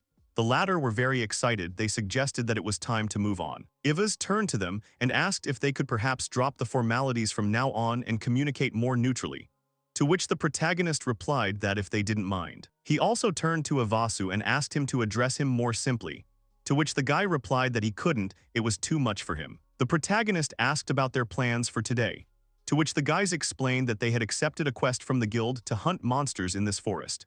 Fake immediately clarified that they really were hunting monsters right here. Ivas became more serious and said that there should be wolves and goblins here, as well as the leader of the wolves. Vezir said that if you go deeper, you can run into orcs. There won't be any stronger monsters in the area, to which Fake said that they aren't going to go deeper into the forest. The guys said that their goal today is to show their fighting style, so they ask you to watch them carefully. The main character said that he understood everything. The boys walked ahead and Fake and Alicia were behind them. The latter put his hand to his chest and closed his eyes. She asked him if something was wrong, if something was hurting him. The main character said that everything was fine, he was just casting a spell on himself. The girl, shocked, asked him again if he was really casting a spell on himself. Fake explained that it is similar to the magic of strengthening. You can strengthen the body and track its condition. It is the same as tempering a blade, carefully and without harm to health. He thought to himself that this way he could protect the girl. He turned to her out loud and asked her that if something was wrong, she should tell him right away. She agreed. Ivas turned around and said that he saw that they were not wasting their time, and he was addressing Mr. Fake. The latter asked him not to tease, to which the guy replied that he didn't think so, they just looked so cute, after which he turned to the girl and asked if she could fight, to which she replied that only for self-defense. Ivas said that in that case he thought he might need to protect the main character, to which she replied that it was possible. Then the guy said that she should press her shoulder to his. Ivas started talking about how after these actions their touches would develop into hot embraces, and then he didn't have time to finish his speech, because Vezir stopped him. The latter told them not to pay attention to this person. Ivas asked why the beastmen were so strong. Fake told him not to worry, everything was fine. A few moments later, Alicia tugged at his clothes and asked if she could find him near him, to which the protagonist responded positively and said that it was quite dangerous here. Fake hugged her to himself, after which he thought that his heart was about to jump out of his chest. He would definitely protect the girl. In the forest, you need to be especially vigilant. At that moment, Weather felt something, after which he stopped everyone and said that the wolves were approaching. The main character and the girl should stand behind them. After which he turned to his friend Ivasu and said that they needed to act. They immediately rushed towards the wolves that had appeared. Fake thought that it was so fast. Ivas at that moment dodged the wolf's attack. The latter was clearly angry, after which he again rushed towards the guy. At that moment, Ivas abruptly stepped aside, after which he swung his sword and saying that he was the first to go, immediately killed the wolf. The remaining beasts stared in shock ahead. At that moment, Weather appeared behind them, saying that the second one was finished too while swinging his sword. Then shouting for the wolf to get what he wanted, he swung his sword and cut his body in two. He also dealt with the second opponent. After a few moments, Vezir said that it was over. He then turned to Ivas, who said that it was well done. Fake was shocked by what was happening. The protagonist thought to himself that he realized that while Ivas distracted the enemy, Vezir finished him off. That's what their tactics were. Ivas's speed, he moves very dexterously and dodges enemies, and Vezir's strength. Beastmen are much stronger than normal humans, which gives him an advantage. Ivas asked the protagonist's opinion, to which he replied that it was excellent. He had thoughts about what kind of weapon he could make for them. He said that they were both strong, their duet combined speed and strength. He didn't think there was a monster in this forest that could defeat them. Then he asked if he could try too. The guys were shocked and immediately asked him again about what he had said. After a while, they came to the place and hid in the bushes. There were monsters in the clearing in front of them. The protagonist asked if these were really two goblins, to which he was told that they had not yet been noticed. He replied that this was excellent, after which he picked up a small stone. Fake then swung his arm and threw the stone straight at the goblins. The throw was so powerful that one of them was instantly knocked down. The second one ran towards him with a club in his hand. The main character took out his sword and then struck him. In just a few moments, he figured it all out. Ivas said that he was simply incredibly strong, To which the guy replied that he was exaggerating, he had previously collected materials on his own, so such battles were nothing new to him. Alicia blushed, she turned to the main character and said that he was just incredible. The guy blushed in response and thanked her. Ivas said that it seemed that Lady Ali also enjoyed watching Fake. The latter changed the subject and asked them to show some more of their tactics, and then they would return to the workshop. He spent some time studying the fighting style. Considering Ivas's speed and agility, it would be best to make a light and short sword for him, but a long sword would suit Vezir. He is more comfortable handling a weighty weapon. Before Fake could begin work, he needed to know more about their wishes.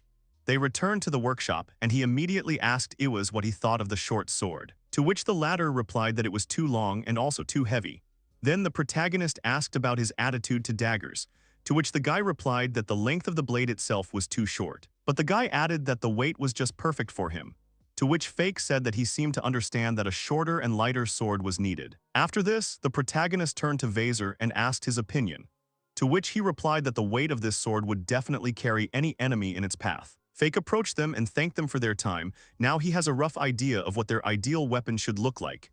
Ivas thanked him in return and asked how much money the weapon would cost in the end. He thought about the fact that, given the custom order, the materials, he didn't want to downplay his work too much, but they were his first clients. The protagonist said that if the final weapon options suit them, he suggests doing it this way.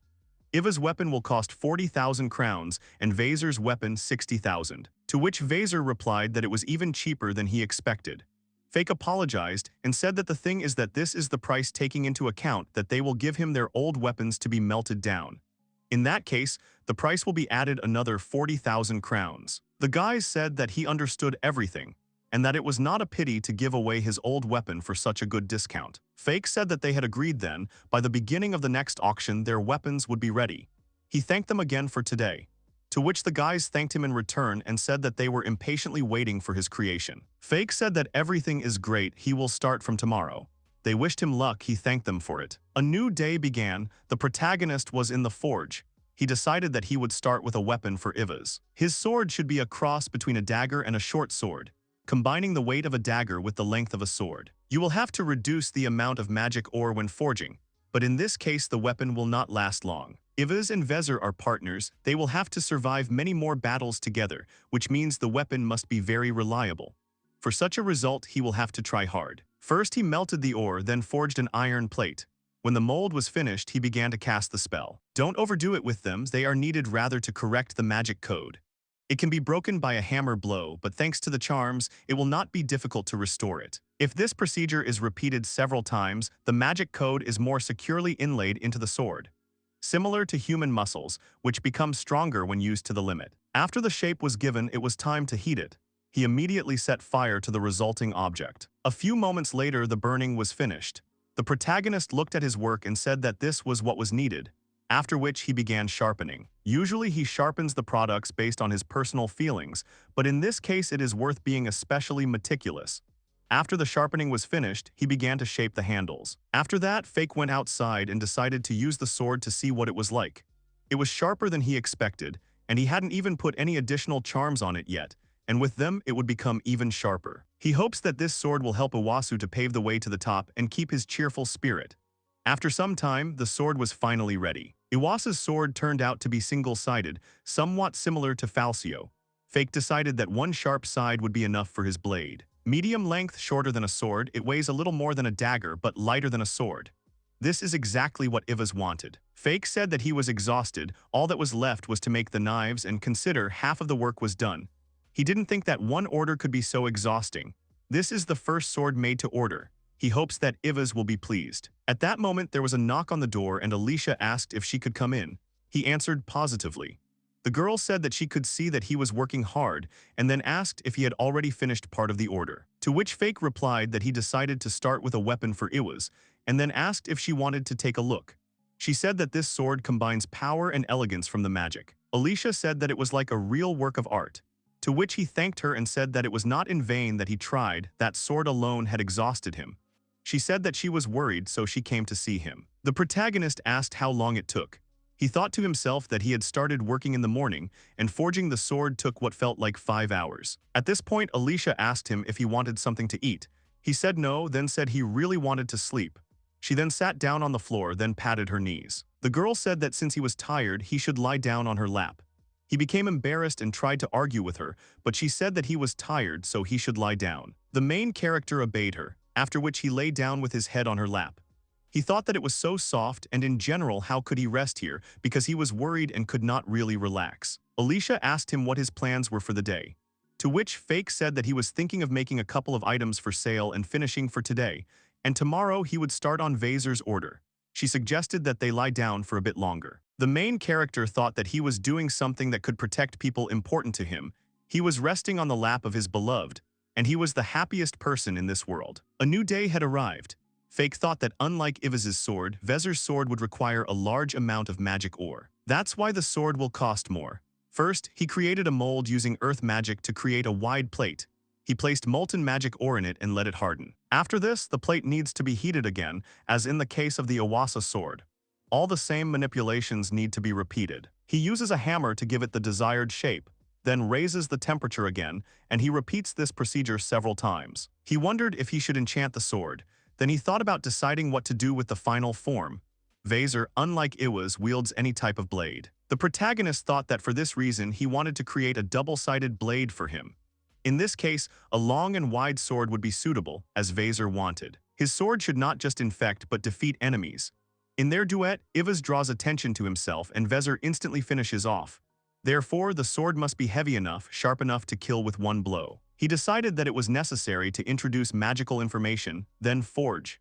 By repeating this process of tempering the steel, the sword could be brought to perfection. Iron is magic iron, so it can be made even better.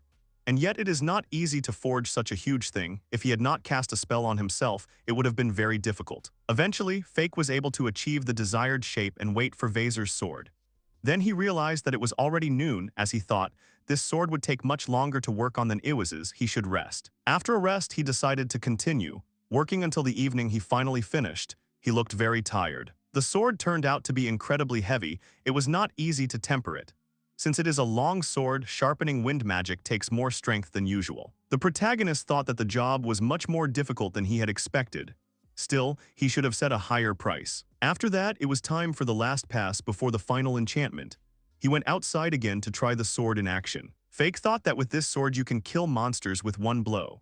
Thanks to the double-sided sharpening of the blade, you can cut through anything, just relying on its enormous weight. It was time for the final touch.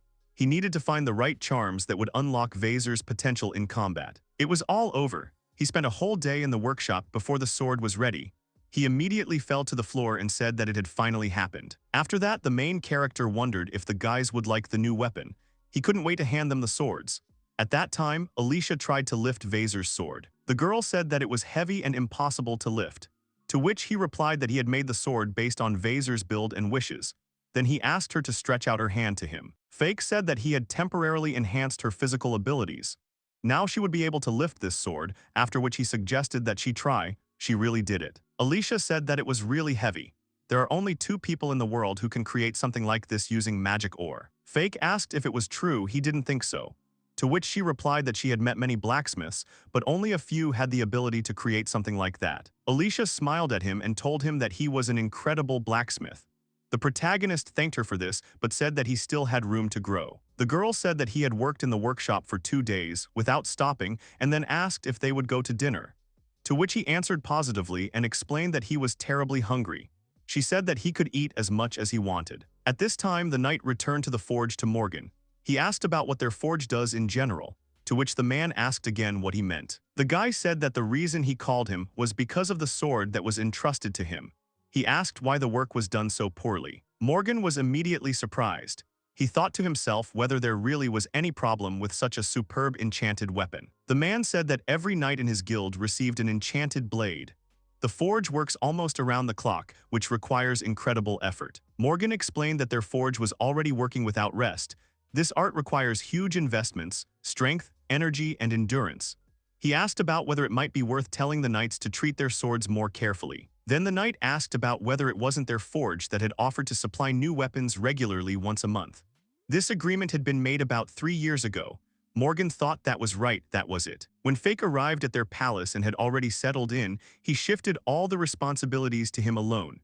They discussed it all, wanted to make him suffer more, so they made adjustments to the supply system and brought it to what it is now. But the boy dealt with these difficulties, which made the man incredibly angry. That's why he agreed with the knights on a regular supply of weapons.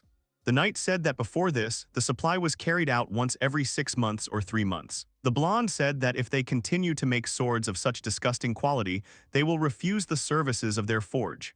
Morgan was shocked by his words. He did not like the word disgusting. The man asked what shit meant, to which the knight explained that the sword he was working on was in no way comparable to the one Fake had inlaid. So the knight thought that if all those high-quality swords they had supplied before, every single one of them was Fake's work. The blonde said that none of their swords can be used, they need to fix the charms on each of them.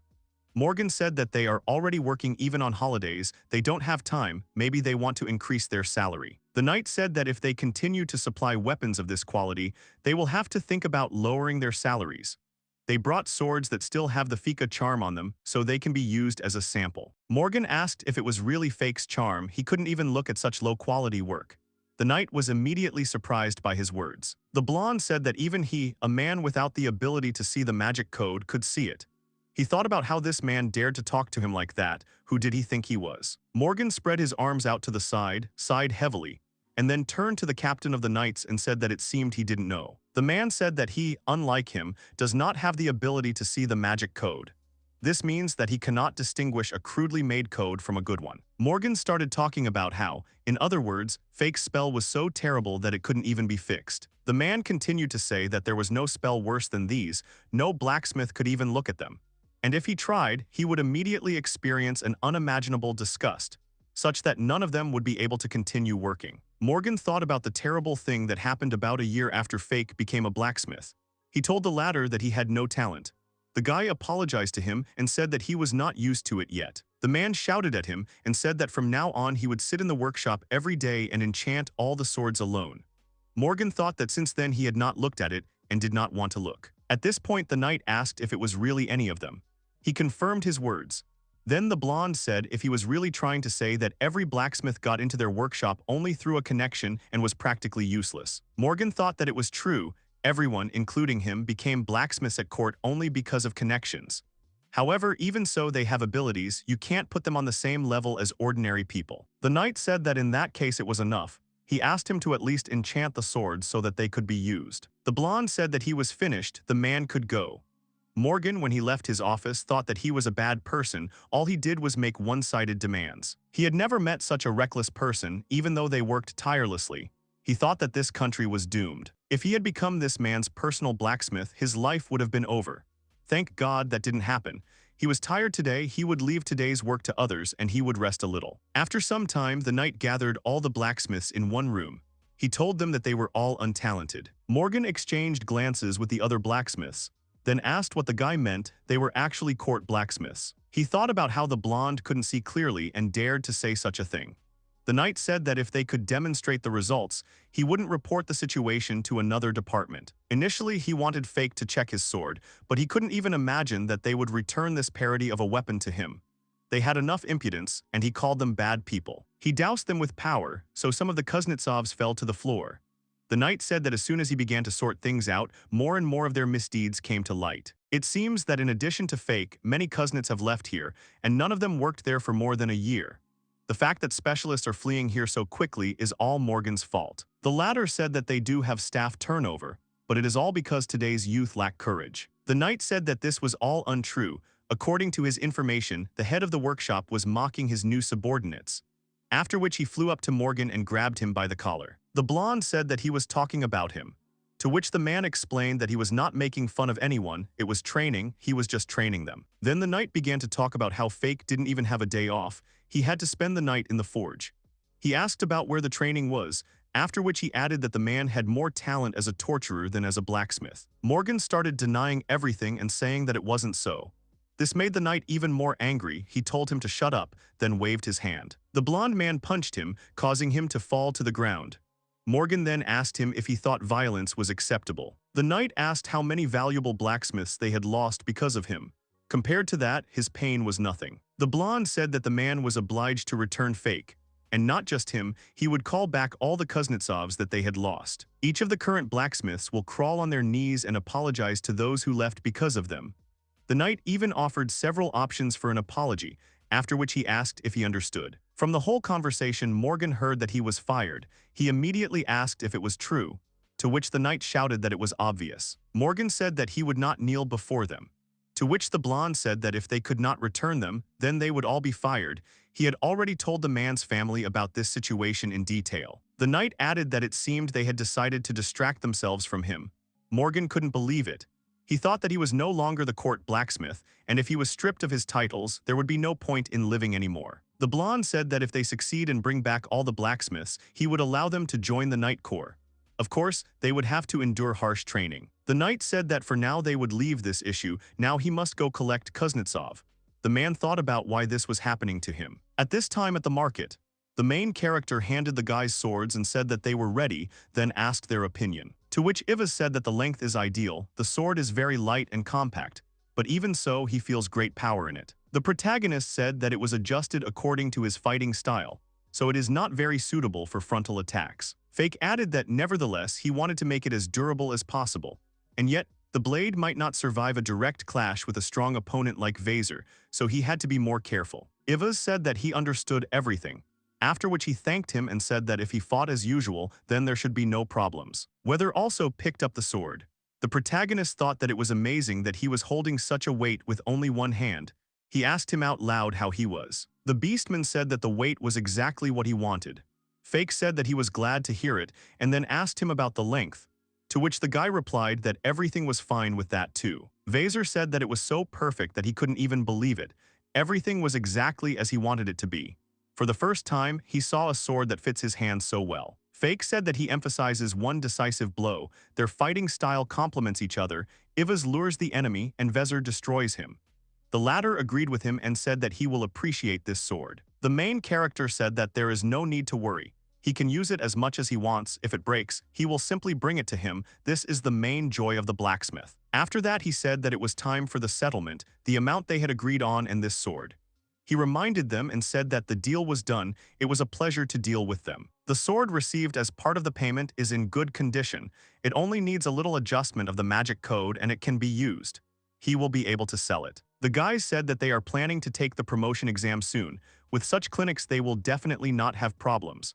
Although even without this, with such swords they will definitely pass. It seems to them that they have been using these swords for years. Fake said that he was glad to hear it. In any case, they should be careful and take care of themselves. If they failed the test with his weapon, then he would start to doubt his blacksmithing abilities. The guys said that they would definitely pass. Vezer said that he would become a swordsman worthy of this sword. His comrade immediately supported him. After that, they said goodbye and left. Alicia said that everything worked out. They were very pleased. The main character agreed with her and said that he was glad that they liked the swords. The girl happily said that she hoped they would pass, they would definitely cope. She also added that after all, they had his weapon. After some time, the main character said that everything was fine, the enchantment was over. She said that all the swords looked great. At that moment, a girl approached the counter. They turned to her and said that if she wanted, she could try any of the swords, to which she pointed her finger and said that she would like to support him. They watched her silently. The girl asked about the price, to which Fake replied that the sword would cost 50,000 crowns, then she asked if it could be cheaper. The main character immediately thought about it. He thought to himself that he could perhaps give it to her for 40,000. At that time, she came closer and said that she could do him some favor. Fake said that he couldn't lower the price much, but maybe he could do it to 40. At that moment, Alice said that his price was only 50,000 crowns. The girl said that first of all, this sword is of quite high quality. Even at the original price, it is quite a good deal. The stranger turned to Alice and asked if she was really a girl, to which the latter answered positively and asked what was going on. But she simply answered that everything was clear to her. The client said that she understood everything. She would buy the sword for 50,000 crowns. The protagonist thanked her for the purchase. After that, the girl left. It was clear that Alicia was angry. Fake asked her what happened, to which she asked if he really liked big shapes.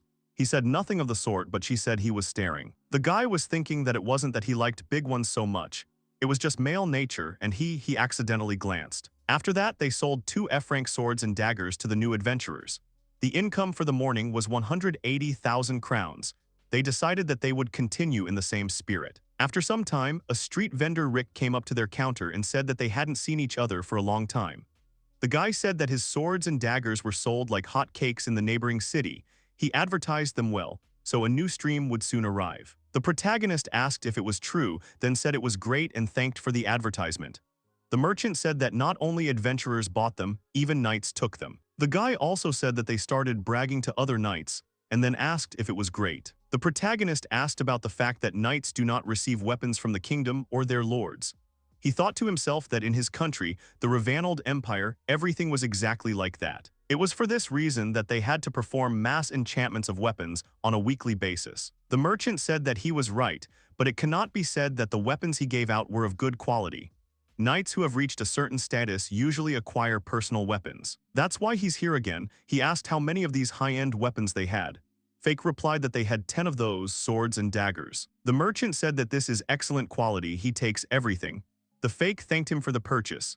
The blonde has already asked how much it will cost him, to which he was told 800,000. Then the merchant said that he buys wholesale, after which he asked if he could give a discount and offered 700,000. The main character said that the price would still be too low, and it would have a bad effect on his business. The fake suggested the following option. He would add slightly lower quality swords and daggers, and then it would be 760,000. The merchant agreed to his proposal, after which the weapon was packed in a wooden box. The merchant said that he was leaving soon and for a long time, so he would not be able to come to him. The main character said that it was sad to hear. Then the blonde said that his student would visit him in a week instead of him. He explained that it would be a girl named Almi, and he would have a request for him. Could he prepare several weapons of varying quality? He would even buy the ones she did not choose. The merchant said that he wanted to check if she could correctly assess the quality of the weapon in front of her. The protagonist said that he understood everything and would do so. The blonde said that by that day he should have for sale 10 swords and daggers of the highest quality and a couple of goods of lower quality, after which he asked if he could prepare it. The protagonist responded positively and said that he would prepare everything for her arrival.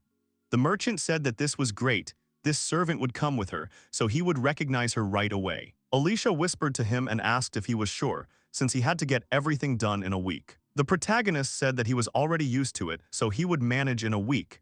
She asked him not to overwork himself. The merchant asked how much this magnificence would cost him. The fake offered him a price of 1,500,000, to which the merchant offered to reduce it to 1,300,000. The main character, shocked, asked again if he was serious.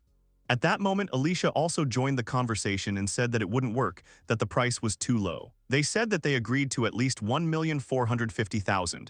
The protagonist supported her.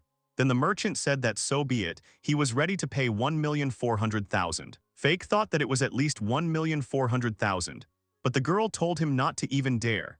After which she insistently said that their price was 1,450,000, since they also agreed to help them in training the student. The merchant said that she was right, everything would be as they wanted, he would pay this amount. The protagonist said that he was grateful to him, they would not expect his student by the appointed time. After he left, Fake turned to Alicia and thanked her. She responded that he was, as always, giving discounts too easily. He responded that he was just glad that his swords were actually needed. The girl said that she understood his feelings, but his blades were something truly valuable to her. Let the payment correspond to the skill. The main character was embarrassed by her words, after which he said that it was good, he would try not to repeat the same mistake in the future. Alicia immediately asked about the apprentice, to which Fake explained that blacksmiths also teach apprentices, and working together is a common thing for them. The girl asked him if he really wanted a girl as a student, to which he immediately asked why a girl. He replied that he was lucky to have the magic of all attributes, so he does all the work of the workshop himself. An apprentice is needed to divide the duties. This is especially convenient in those moments when you have to work with a large batch of orders. The protagonist grabbed the girl by the hands and excitedly said that he had an idea and asked why she shouldn't become his student. The young man had already begun to imagine how he would forge with Alicia and how much fun they would have. And in addition, he would see a girl in a work uniform. The guy asked the girl what she thought about this idea, to which she became embarrassed and closed her eyes. Alicia apologized to the boy and told Fake that she was not as good at magic as he was. The protagonist crossed his arms and said that she was right, adding that he thought that since she could see magical objects, she could learn blacksmithing, but everything was much more complicated. The girl was upset and thought that if she could, she would agree without hesitation. Alicia's thoughts were filled with anxiety that if Fake took someone else as an apprentice, then they would spend time together in the workshop every day. The girl screamed and the boy called out to her, asking what happened. Alicia began to shake and asked the young man not to take girls as students, to which he replied that he understood her. Alicia decided to ask the boy where he learned blacksmithing, and the young man began to remember. Fake said that he was from a village and his parents were blacksmiths, and having picked him up from the street, they taught him everything they knew. The boy looked at his hand and thought that they were no longer in this world. The girl asked him what it meant to be picked up. The boy answered that when he was little, his biological parents abandoned him and he was an orphan. Alicia was upset and Fake, noticing this, asked not to bother his head with this, because he was too small and did not remember the faces of those people. The girl looked at the guy and smilingly replied that she was lucky today, and she learned a little more about the guy. The young man smiled at such warm words. The girl happily declared that they were very lucky today and were able to sell everything. The guy agreed with her and replied that it was not for nothing that they left the shop open for so long. The conversation was interrupted by the adventurers calling out to the main character and waving their hands at him in greeting. The Fake smiled and asked his friends if they had passed the exam, to which they agreed, and the guy praised them, asking what the results were. And the interest happily said that they passed the exam and were promoted to rank D, thanking the young man for his weapon. Fake and Alicia looked at each other, and the guy said he was glad to help and congratulated them on their rank increase. And he told you that he can't imagine how grateful they are to him because his weapon is light and easy to use, and now they are closer to rank C. The main character smiled and said that it was not only about the weapon because they had received it not so long ago, but they were able to master it very quickly, and thanks to their abilities, they were able to pass the exam. They wanted to interrupt the guy by refusing, but he said that if they needed a weapon again, they could safely turn to him. Fake added that by that time he will try to get better magic steel. I think that the current magic metal will be weak for their skill. The adventurers said that they would continue to recommend them to their friends, to which the young man thanked them and wished them good luck. The heroes waved to each other again, wishing to see each other soon. The protagonist watched the trail and thought that the people who received the weapon he made with his own hands right in front of him were rising to the top, which made him proud of them. The young man replied that he would not be inferior to them in height, for which Alicia supported him. Already at the estate, the main character submitted a report saying that the total profit was 1 and 2 million crowns. The man asked about the individual order from the merchant, to which the guy agreed. The young man replied that, in addition to this, the shop was visited by adventurers, and little by little the products were becoming recognizable. The man asked if the guy was doing well, to which he responded in agreement. The owner of the estate sadly replied that there was no doubt about his skill. The man fell silent, and the guy, seeing this, asked what happened. The Duke refused, saying that the boy had received a letter and handed him an envelope. The protagonist took the envelope and absent-mindedly asked if it was from Levitra. The man replied that he had also received a letter from him, which spoke of an order from a blacksmith, and that the guy was surprised. The Duke asked if he would accept the letter, to which the young man agreed and added that if it was an order for forging, he would gladly undertake it. The man added that if so, he would write a reply to the letter right away. The main character thanked the man and promised that he would not let him down. Walking to his room, the guy doubted because the order was from Levert. The young man understood, while he was remembering the customer, that it would be difficult to please him. The next morning the guy saw the guest and Levert greeted Fake with hugs. Levert was getting the guy, saying that he was glad that the young man took it upon himself to order it, while Fake himself was thinking only about personal space. The guy asked his guest what kind of weapon he wanted. The customer took a small chest in his hands and opened it with the help of magic, took out a handkerchief, and asked the guy to look at it. The protagonist saw the metal and asked with delight if it was the magical iron of the area. The man agreed and said that was why he approached him. The young man thought about the magical iron that could be extracted from the bodies of monsters, but not necessarily from strong monsters. It would be possible to extract something of value, because everything depended on luck, and the iron could fall out of the carcass of an ordinary goblin. Continuing to think about the fact that adventurers go out hunting day after day hoping for luck precisely because of this. Lueder asked if it was not wonderful to agree to something and asked about the second magical material Vira. The customer replied that he was inferior to the Iria, but for a blacksmith it was still a rare chance to demonstrate his blacksmithing skills on such metal, to which the young man agreed. The protagonist thought that Iria is almost never found on sale and swords made from it are family heirlooms that are treasured.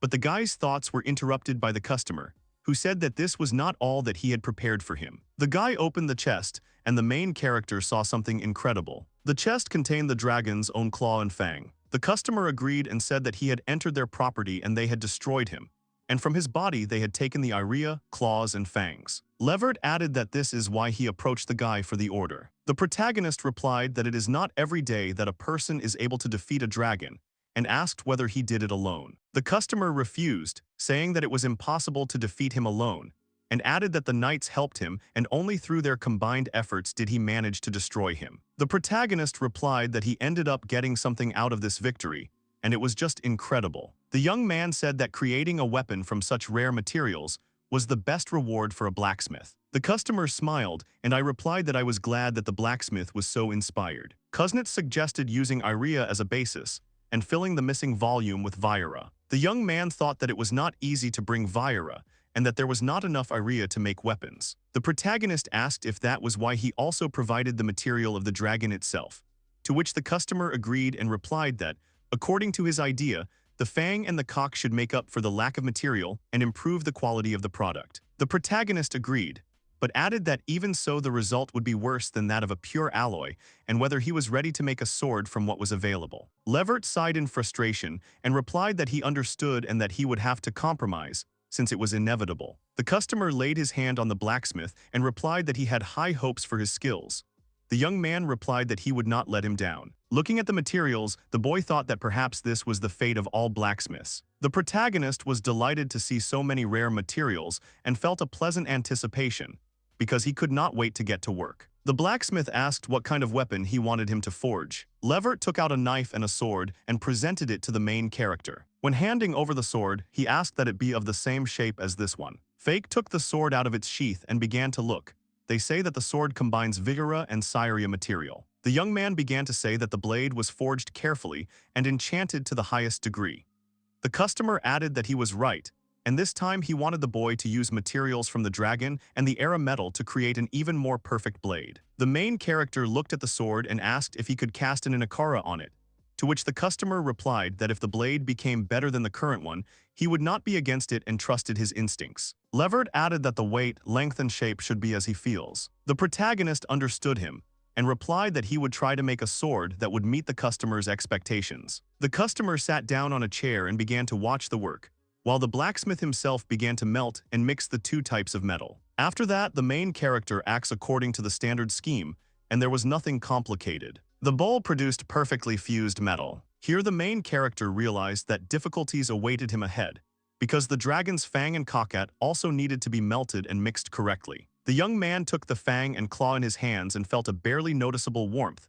As if a heart was beating in them, this was a very strange sensation for him. The customer continued to watch silently while the guy studied the materials. The guy put the claw and fang in the bowl and realized that they were in no way susceptible to fire, because dragons are really resistant to high temperatures. The young man realized that he would have to fine-tune the magical flow and raise the heat to the required level. With the help of magic, the guy was finally able to change shape, and the claw and fang began to melt. Levert was very surprised, saying that he didn't expect him to figure it out so quickly. The customer continued to say that he didn't expect anything less from him, because usually blacksmiths don't even take on dragon materials, because only specialists do this and you were able to adapt to them, and only a true master is capable of such a thing. The guy continued to melt the materials and replied that they were now completely fused. The guy took a bowl of molten metal and wanted to mix it with dragon raw materials. The main character poured the metal and began to mix. The young man exhaled and reported that the synthesis of the magical properties of all materials had been completed successfully. The customer was surprised and replied that it was a great job, to which the guy thanked him and replied that he would now give it shape. But it was still far from finished and asked if he would continue to watch. The customer agreed. They say that you don't learn from such a master every day, and asked to be present until the very end, because it was an invaluable experience. The guy agreed and nodded and began to continue his work. He began to shape it with a hammer and forged it using a standard algorithm and monitored the magical indicators. Despite the compression of the magical metal and the dragon components, their essences are not yet synchronized and the external integrity is deceptive inside. They have not yet merged into one. While the guy was giving shape to the sword, and thanks to this, he wove the magical streams together. When the alloy becomes whole, He deliberately destroyed its structure in order to create it anew, and only in this way does steel become stronger. The young man continued to forge diligently. The customer also silently watched what was happening while the guy was working. This work took the whole day, and the continuation had to be postponed until the morning. The next morning, the customer, who had already spent the night there, stood at the anvil to begin work. The final shaping of the blade had already been completed, but before sharpening it still needed to be tested. For a double-edged sword, the balance symmetry was critical, and the guy looked to see if everything was perfect. The next step was to make a handle from air metal. The main character made a handle and attached it to the sword. The main character approached the customer with a new sword and asked if he wanted to try it out before the final modifications. Levert took the sword and looked at it before swinging it. The guy continued to swing the sword and test it in motion. Having stopped, the customer turned to the blacksmith and smiled. The main character asked how he liked the sword, to which he replied that it was simply beautiful, and although it was an exact copy of the original sword, it was flawless to rise from one forging. Fake was happy about this and said that then they should move on to the final processing. The customer noted that the level of the guy's wind magic was impressive, and apparently it was the mastery of all the elements that was impressive to achieve such mastery in forging. The blacksmith replied that he had not wasted his years of training in vain. The protagonist replied that the sharpening was finished, and now it was time to move on to the final charms. Fake thought that the charms would basically repeat those that were on Levert's sword and modify it for the magical metal area. The blacksmith continued to disappoint with a smile, and the customer continued to silently watch. The sword was ready and Levert swung it again. The customer began to say that it not only fits perfectly in the hand, and the transmission of magic is expressively effective, and the quality and precision of the spells are beyond praise. The guy was glad that Levert appreciated the sword. The customer added that he would not be able to repair the sword itself if it broke, and the blacksmith replied that due to the fact that the alloy contained the metal area, everything would be fine for 2 months. The customer grabbed the blacksmith's hand and replied that his hands worked real miracles. The protagonist asked to stop this by taking his hand back. The customer thanked the blacksmith and asked to proceed to payment. Levert offered a fee of 5 million brackets, which the protagonist refused and said that it was too much. The young man replied that he himself had provided him with all the materials and that he had been immediately oriented on the shape of the sword, and that he could take 300,000 crowns for his services. Levert replied that he had specifically studied all the nuances and that few people were able to process such material, so he included payment for unique skills here. Weapons made of iron metal cost 10 times more. The customer asked to take the chest. They say that the entire amount is in the box with the items. The protagonist replied that these were the rarest artifacts that only occasionally appeared in dungeons, and he could not simply accept such value. But the customer insisted, saying that the blade was worth it. The customer added that a sword made from Iria material can even compete with weapons made from Esli steel. Levert added that he wanted to continue working with him as a blacksmith, and that it would be useful to him and should serve him in the future. The protagonist agreed and thanked the guy. The customer again thanked the blacksmith for what he had created and vowed to become a warrior worthy of him. The girl told the fake that the skill was truly great, because the sword given to Levitra met all her expectations, and processing the Aryan metal and dragon components was already a feat. Alicia happily replied that even her father was amazed, and she was sure that he would soon appreciate his skill. Fake asked if it was true, to which he agreed and said that he hoped one day it would be so, but thought that it would be if he really recognized him. The main character did not understand what exactly would change in their relationship, because he was just a difficult groom and a shield from other suitors. The young man thinks that if this continues forever, although if he can continue to be useful to Alice, he will only be glad. The boy didn't understand how long they could deceive Lord Gorel. The young man thought that eventually, when she found someone who would truly love her, his role would come to an end. The main character understood that it all started with her pity, because kind Alice felt sorry for him, who everyone was making fun of. The young man forgot about it and began to try so desperately in blacksmithing to live recognition. Well, it was childish. The girl noticed the guy's mood and asked if everything was okay and if he was tired from forging the sword, to which he smiled sadly and replied that everything was fine. The main character said that next week a student Riga Almi would come to him and there were still a couple of orders from other clients, but he hadn't even sat down to work. The girl was outraged. They say that he had already spent a lot of time and effort on the last order. The boy replied that it was his hobby which brought him income, so he was not complaining. Alicia called out to the boy. They say that she asked him to rest more, but the boy said that he was not tired. The girl added that she was worried about him and asked him to rest this week. The young man replied that they could try it for a change, since there was no hurry, and suggested going somewhere together and eating something tasty, to which the girl agreed. The guy did not understand what was waiting ahead. The protagonist thought that he would not be able to curb his thirst for forging truly worthy blades, and he wanted his swords to find many owners.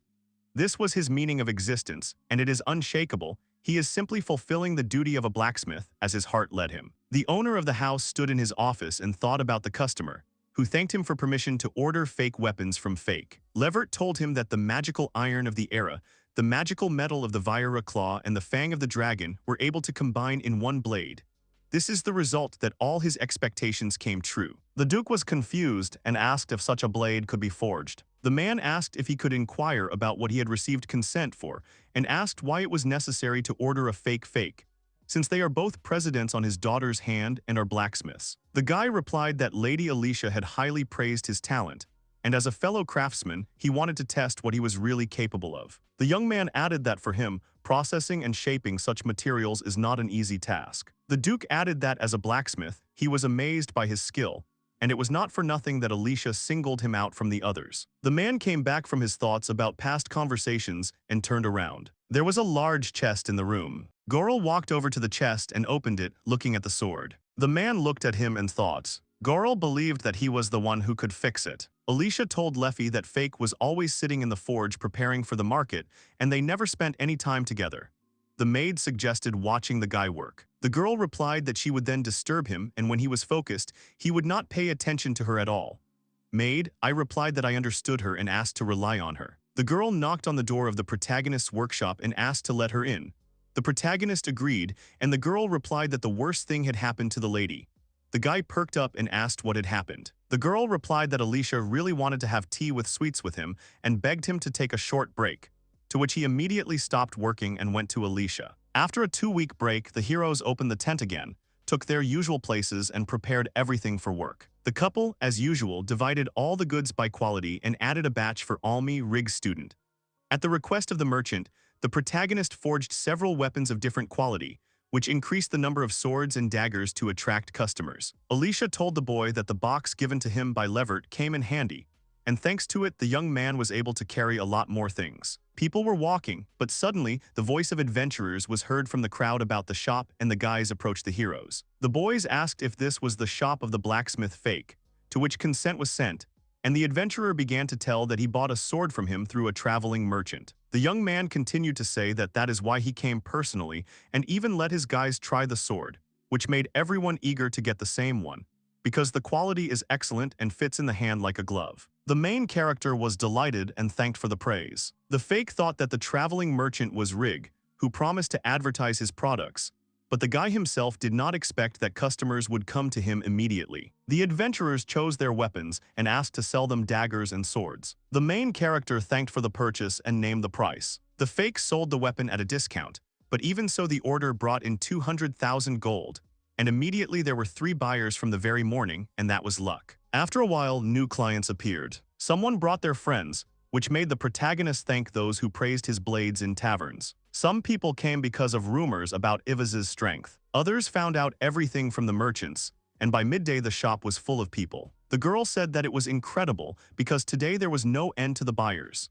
The guy agreed with her and said that he thanked Riga for such advertising and fame. The girl said that this was right and his student should hurry, because they would soon run out of blades. The main character thought that the number of people had clearly increased compared to the last time, and even if not everyone was buying but just looking, this was already an excellent sign. The man with the mustache asked the main character to buy 2 daggers and a sword, to which Alicia thanked him for the purchase. And ours began to think how not to sell everything, to which the girl replied that fewer people began to look in on them, and turning around, they saw those they were waiting for. Ahead was a crowd of adventurers and the student Riga Almi herself. Alma was incredibly beautiful, and looking ahead, she asked if this was the shop. The main characters were embarrassed and confused when they met the girl. Alma greeted the guy, wishing him a good day, and introduced herself, asking if he was Fake.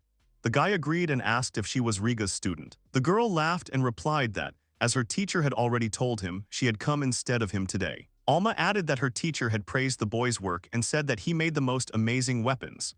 The boy was embarrassed and did not believe her. Alicia looked at the guest with a sidelong glance. The protagonist was confused and replied that he had prepared the weapon for them to evaluate, while Alicia herself kept her eyes on him. The young man said that he had prepared several goods for them, and they could choose the ones they liked, to which he responded with gratitude. The young man wondered if he was mixing quality items with inferior ones, and whether Almi would be able to tell the difference. The girl took the sword and felt it with her hands, trying to understand what it was made of. The student Reijou replied that she would take this sword and daggers, 10 of each and nothing more.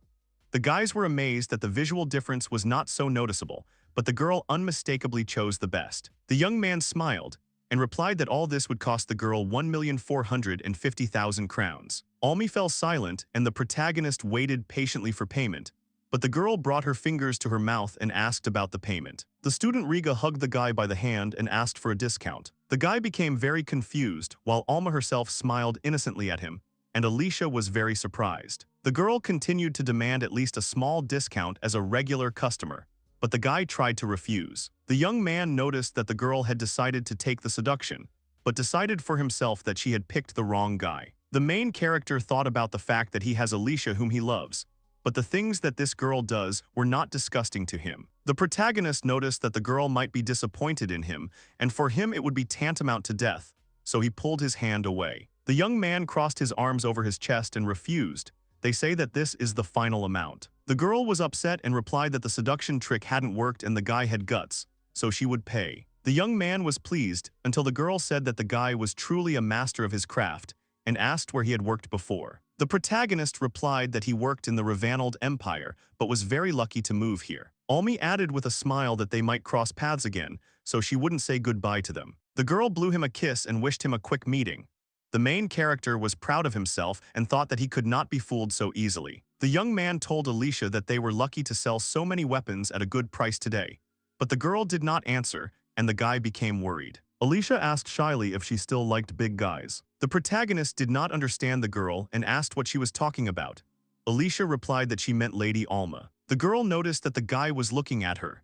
The young man fell silent and did not know what to answer. The main character started to deny everything, saying that it wasn't so. Alicia almost cried and replied that it wasn't true, and she saw how he looked at her. The young man again could not answer anything and only asked her to listen to him, saying that a man is a male. The protagonist began to explain that wild males usually react to movement, to prey and to threat, and he could not do anything with this instinct. The girl was upset and replied that if she couldn't do that, then did that mean she didn't deserve attention? The young man tried to calm her down, saying that he didn't mean that. Alicia suddenly hugged Fake by the arm. The guy was embarrassed and asked what she was doing. The girl closed her eyes and asked if she could hug him. Alicia asked again if she deserved attention. The girl, without stopping holding his hand, asked him if he liked girls like her. The guy tried to stop her, thinking that first of all he liked Alicia. The protagonist understood that it was from her that he formed his preferences. The girl sadly let the guy go and apologized for putting him in such an awkward position. The guy replied that everything was fine. The heroes were silent. Today their trade ended and the last customer was Almi. Today the heroes were able to earn 120,000 crowns, and this was the most profitable day on the market. Returning to the estate, the owner of the house replied that things were going well for Fake today. The young man agreed and replied that some of the orders came from a traveling merchant. The guy bowed and replied that that was all and asked to be allowed to deviate, but the man stopped him. Gorel silently lowered his gaze while the boy waited for an answer. The man answered honestly that he was amazed by the boy's success. The young man did not understand what was being discussed. Gorel said he didn't think the guy would be able to establish such a distribution in a foreign country where no one knows him. The main character replied that he was just lucky and that for now most of his income depends on the merchant. If he loses interest in him, his profit will drop sharply. The young man thought that so many people supported him, including those who bought his works. The main character remembered that it was thanks to Alicia that he was able to grow to such heights. The man said that this might be true, but not all of his income depended on the merchant alone. The boy agreed and replied that, fortunately, some adventurers recommended him as a companion, so little by little he became stronger. Gorel replied that this meant that his weapon really does help people. The man added that people come back to him because of his blacksmithing skills. The guy was embarrassed and thanked the man again. The owner of the house stood up from his chair and said that he had a favor to ask the guy. The young man replied that he would do everything he could, and the man opened the chest, taking out his sword. Gorel asked if the young man could restore the sword. The main character took the sword and asked to let him look at it. The young man tried to read the data that was enchanted on this sword, but he began to squint his eyes, not understanding the words. The young man felt dizzy from the overload. The protagonist thought that the data was very dense, and it was as if he had crammed an entire library into his brain at once. The guy thought that if the blade caused such a sensation, it meant that it contained a lot of magical information than he was able to perceive. The owner of the house asked if everything was okay with the guy, and that he asked to allow him to concentrate. The main character noted that the enchantment itself is simple, but the amount of magic power invested in it is truly colossal. The guy noticed that there was damage everywhere, and if he used the sword in this condition, sooner or later it would break. The fake replied that he had identified the problem and the man asked if he could fix it. The guy agreed, saying that due to the huge amount of magical information, he would not be able to fix it at once. The protagonist said that it would take about a day to fix it. Gorel was happy with this news. The man advised him not to rush and to do everything carefully and reliably. The protagonist accepted the order and replied that he would do so. The young man realized that this blade meant a lot to Lord Gorel, and it needed to be repaired carefully but quickly so that it could be returned to its owner's hands as soon as possible. The next day, the boy took up the work of Alicia's father's sword. The young man tried to read the data on the sword again and thought that many innate symbols and entire sections were not functioning, so he would have to restore everything with pinpoint accuracy so as not to disrupt the original magical structure. The protagonist realized that this sword was forged from an alloy of Irian and Elios iron. Young man, I think that based on the materials, one can judge that he is holding in his hands the work of a real master. Because the master's mark, the incredibly strong volume of magic is incomparable, which is why it may take longer than he thought. The protagonist noticed that the one who wore this charm worked very hard on it for several days without rest. The guy understood that creating everything from scratch would be a hell of a job, but he could fix it. For the young man, it was according to his parents that the spell had not lost its power for more than 10 years. The protagonist began to assume that an alloy of 2 steels was capable of this, but he still abandoned this idea, thinking that it was a matter of skill and that the skills of a top-class blacksmith were involved. The guy noticed that it meant that his art had room to grow and continued working. The young man suggested that if he ever created such a weapon, he would make it so that it would survive the centuries. The guy won't do it for fame or a place in history. The young man thought that this was so that after death his blades could protect people. The protagonist stopped his train of thought and continued working. By midday, the bulk of the work was finished, and the guy only had to make a few finishing touches. Suddenly, someone knocked on the door. The guy told the guest to come in, and Alicia noticed that the guy was all about work and asked how the repair of the sword was going. The guy replied that he had done most of the work, and only the finishing touches remained. The girl asked if he had managed to do so much in half a day, to which the guy replied that it was a regular sword repair. The girl smiled and touching the sword, replied that fake was indeed incredible. Alicia said that this blade was forged by her father's father, that is, her grandfather. The young man was surprised and asked where her grandfather was now. Alice replied that he died 10 years ago. The boy noted that this meant that the blade was very dear to Mr. Gorel, and the girl agreed with him. The young man thoughtfully added that he asked him to fix such a valuable thing. The boy understood that the Duke would not trust him with this blade without thinking twice. The girl replied that her father had tried to fix the sword, but he had failed and had been grieving about it for a long time. Alicia said that her father had no particular talent for blacksmithing, and therefore was unable to restore the blade that he inherited after his grandfather's death. The young man was very surprised by this, but he understood the girl. The protagonist thought that this order was a test for him, and that Mr. Gorel had not yet fully recognized his skill, but still entrusted him with his blade. The guy realized that this meant that at the very least they believed in him, and this sword probably held a dear memory for him. The main character replied that now he had even less room for error, and the girl wished him good luck. The young man continued to work, and several hours passed since the final revision. The protagonist completed the final touches, and the renovation was completed. The guy thought about how he constantly checked every detail and tried to notice any flaws. I don't understand if he managed to recreate the original enchantment close enough, because he entered the teams dozens of times. The girl asked to look at the sword. The guy agreed, but warned that it might be hard for her to look at it because of the lack of magical information. Alicia took the sword anyway and tried to read it. The girl felt dizzy and the guy, not noticing it, asked if everything was okay, to which the girl replied that it was a great job, although she had only been able to catch a glimpse of it. Alicia replied that she felt the emotions that her grandfather had put into the blade, and for her, it was as if the blade had come to life and was bursting with new strength. The girl smiled and thanked the guy for returning the sword to the Barnasto house's former power. The protagonist smiled and replied that such words meant a lot to him. The boy answered confidently that he would immediately take the sword to Mr. Gorel. The girl said she was sure her father would jump for joy like a child, but the guy didn't believe it. The boy said he wouldn't do that, but the girl said her father could be surprisingly nice. The boy remembered how he had actually seen something like that once. The protagonist said that although he was nervous, now he couldn't wait to see the gentleman's reaction. The girl replied that he should run to him quickly. The Duke was very surprised and asked if he had fixed it so quickly. The young man responded with agreement, saying that he had restored the sword as best he could and asked to take a look. The man agreed and took the sword in his hands. Having pulled the sword out of its sheath, the man did not take his eyes off it. The Duke's look was sad, so the guy did not understand and waited for an answer. Alicia's father began testing the sword in motion and was greatly surprised. The man let go of the sword. Alicia's father tried to read the data on the sword. The man closed his eyes, and the main character realized that it was hard for the Duke. Gorel sighed tiredly and answered in agreement that this sword of his father was exactly the same as on that day. The man burst into tears of happiness and added that it was when he first entrusted the sword to him. Gorel, with his eyes closed, kept repeating that this was the same sword. The man added that he never thought he would ever see its former grandeur and power. The Duke lowered his head and told Fake that here was truly an outstanding blacksmith. The boy was embarrassed and thanked his master. The young man bowed and the man called out to the boy. Gorel recognized the main character as Alicia's fiancé. The guy was very surprised by this and asked the man again. The Duke replied that only he was worthy of taking care of his daughter. The protagonist thought that a lot of time would pass before he heard these words. The young man bowed his head again and thanked the man, but Fake's mood was depressed. The protagonist understood that he was just a fake groom for Alicia. Gorel stroked the guy's head and told him not to dare make his daughter sad. The young man agreed with him.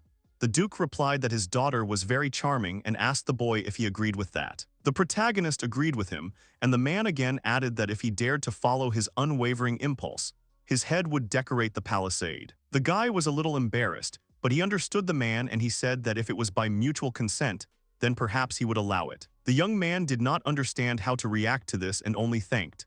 The main character did not understand what kind of situation this was, because they were talking and not about the sword, and now this is happening. The Duke added that he should not forget his blacksmithing and that his hands should not lose their skill.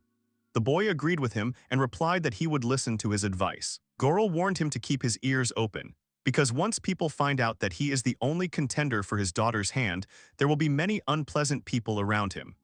The guy listened to these words and after the man let him go. The main character left the office and did not understand what to do now. The only thing the guy understood was that he first needed to talk to Alicia about the fictitious engagement. Meanwhile, the girl was cleaning the protagonist's materials for making swords. The young man entered his forge and the girl greeted him. The protagonist asked if she had decided to tidy up a bit, to which she responded in the affirmative. The guy noticed that the girl even swept the floor and thanked her for making the forge so clean. The girl was embarrassed and laughed. Alicia asked the boy what her father said, and the young man replied that he was pleased with the result of the repair. The protagonist added that the Duke was very happy with what he saw.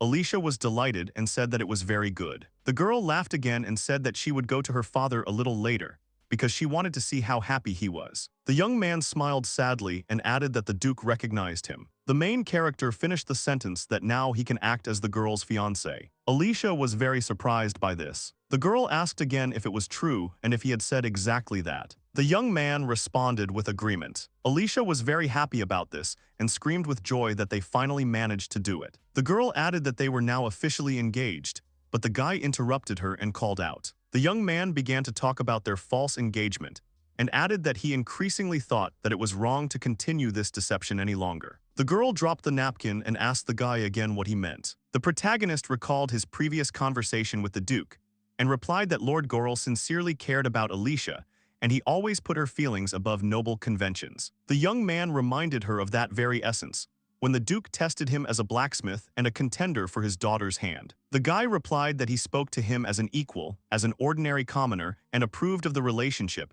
despite their very different statuses. The young man was very upset and added that this was precisely why he could not bear to lie to the man any longer. The boy said that he had to confess everything to the master. Fake added that there was no love in their relationship from the very beginning. The girl was very upset by this and did not know what to answer. The boy had no idea that the words he said would cause him so much pain. The young man realized that he liked Alicia even more than he thought.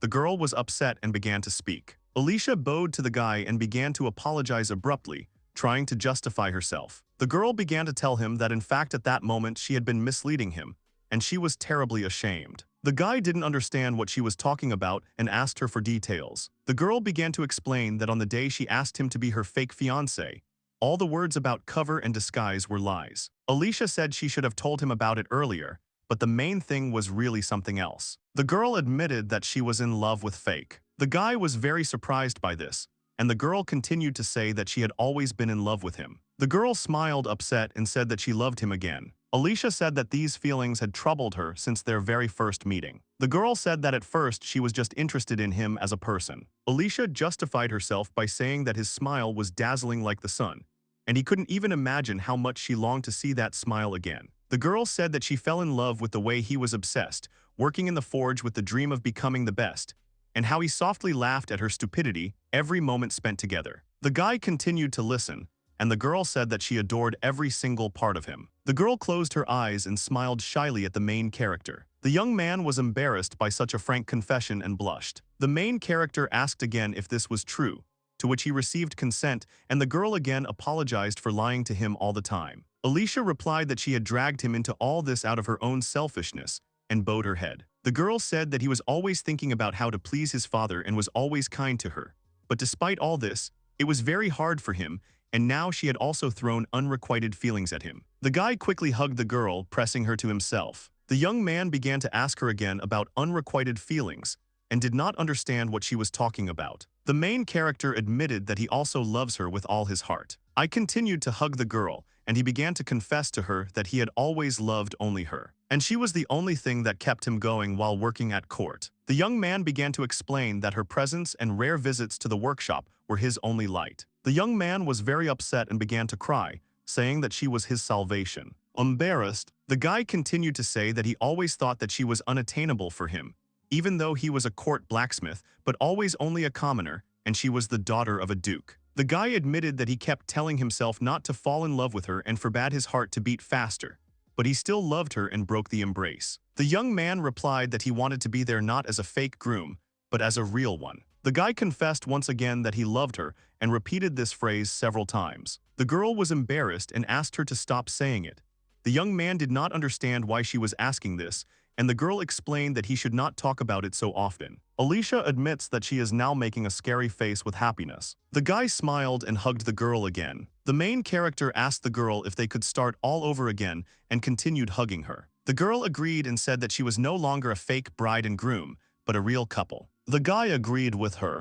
Alicia asked the young man why he fell in love with her while they were sitting next to each other in the forge. The guy said that she always came to the forge to see him, to which she agreed and replied that she just liked watching him work. The protagonist was embarrassed and replied that he didn't know about it, but it meant a lot to him. Holding hands, the guy said that except for her, almost no one treated him kindly. The young man added that she literally saved him, made him move on no matter what.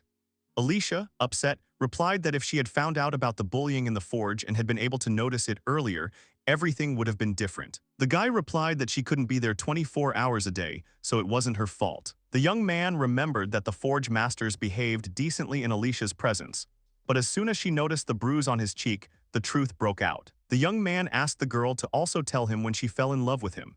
Alicia shyly asked if he was that interested, to which she agreed. The girl asked if he remembered their meeting under the tree 3 years ago. The main character remembered that it was their first meeting, and the girl replied that her mother left this world that year. The guy was very surprised and replied that he did not know about it because he had never seen Alicia's mother and did not wonder where she was. The girl added that her mother's last words were advice to find what makes her happy. Alicia explained that she had only mechanically learned the etiquette of magic and fencing, but she did it not because she liked it or because it brought her pleasure, but because it was expected of her. Alicia said that when she was overcome with heavy thoughts, she decided to go out to her mother's favorite tree for some fresh air. And it was there that the girl met a smiling young man. The boy felt embarrassed and thought it brought back memories of when he was filled with hope. But after a few hours, he was faced with despair. The girl remembered that she had asked him a very stupid question, but he had answered it with such enthusiasm and kindness at their first meeting. Alicia added that she carried his smiling image in her memory and looked for him with her eyes at every ball, and then realized that she had fallen in love. The young man became embarrassed and asked if she had found the job she wanted to do. The girl smiled and nodded, saying that she wanted to live with him. Alicia added that she wants to laugh with him at stupid things, share difficult and happy moments. The girl said that she wanted to be there when he became the best blacksmith in the world and see it first. The guy looked at the girl and listened to her while she spoke as if that was all she wanted now. Alicia asked if that sounded strange, to which the guy just smiled. The main character replied that it was not strange, and he was incredibly happy that she would stay with him because nothing could be better. At some point, the guy forgot that he had a dream of becoming the best blacksmith in the world, because then he only thought about how to get out of hell.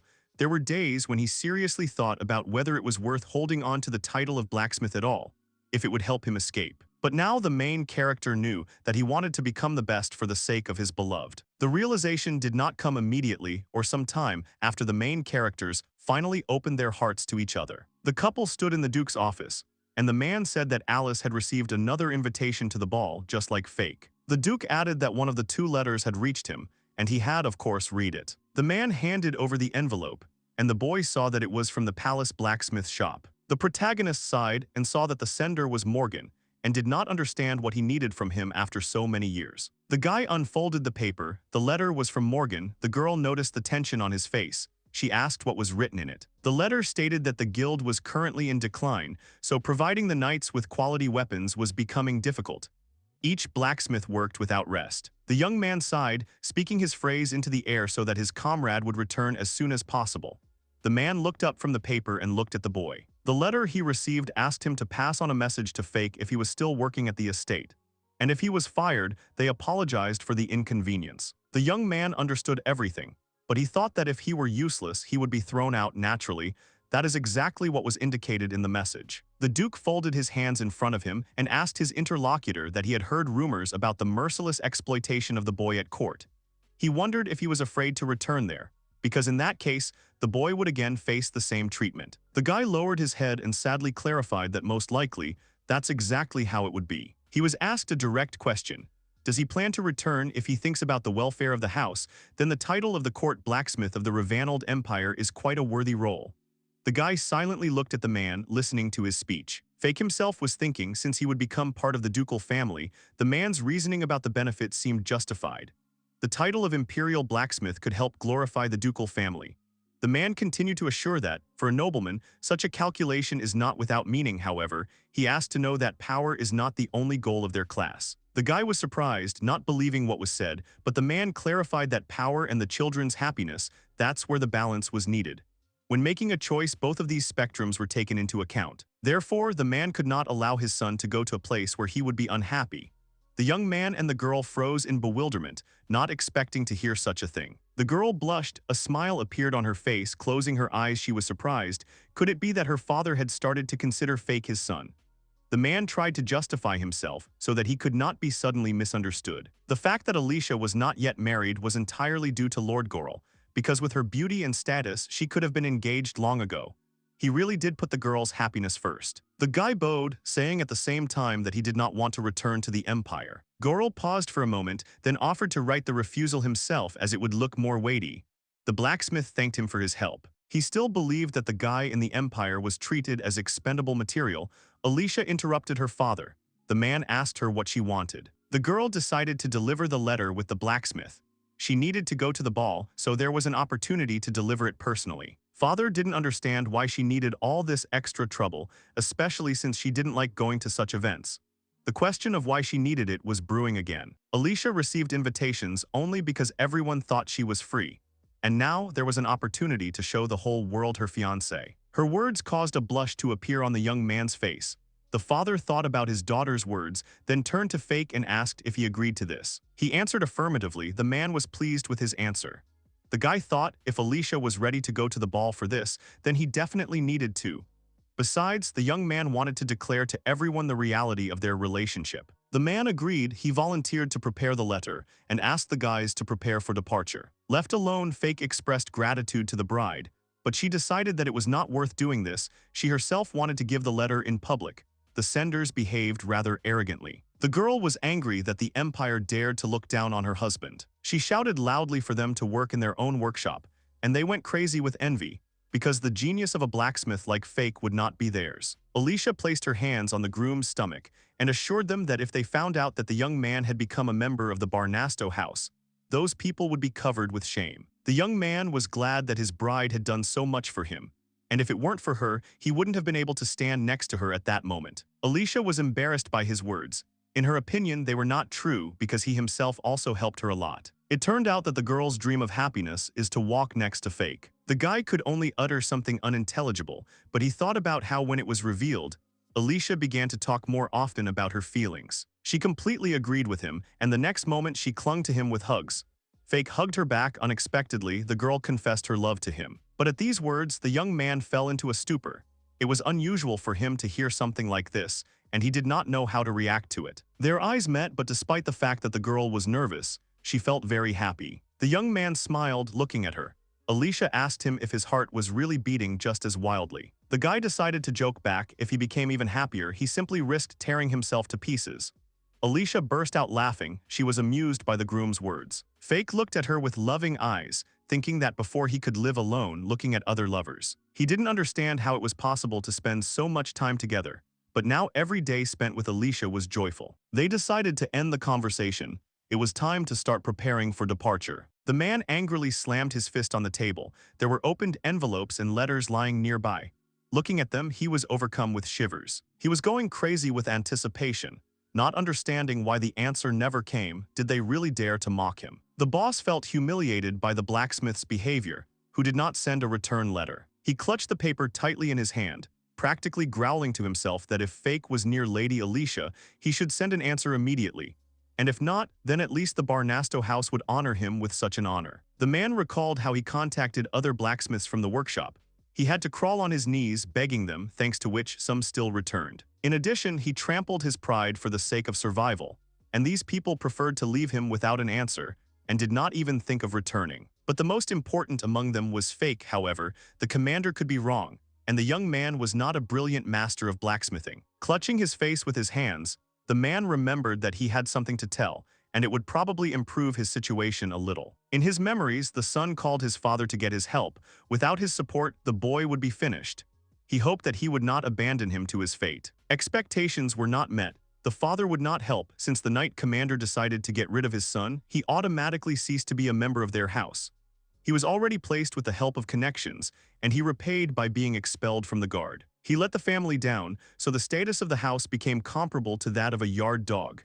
The son should have been happy that he was simply thrown out without being asked to pay. Morgan still tried to persuade his father to give him a chance, bursting into tears, but the sentence was harsh.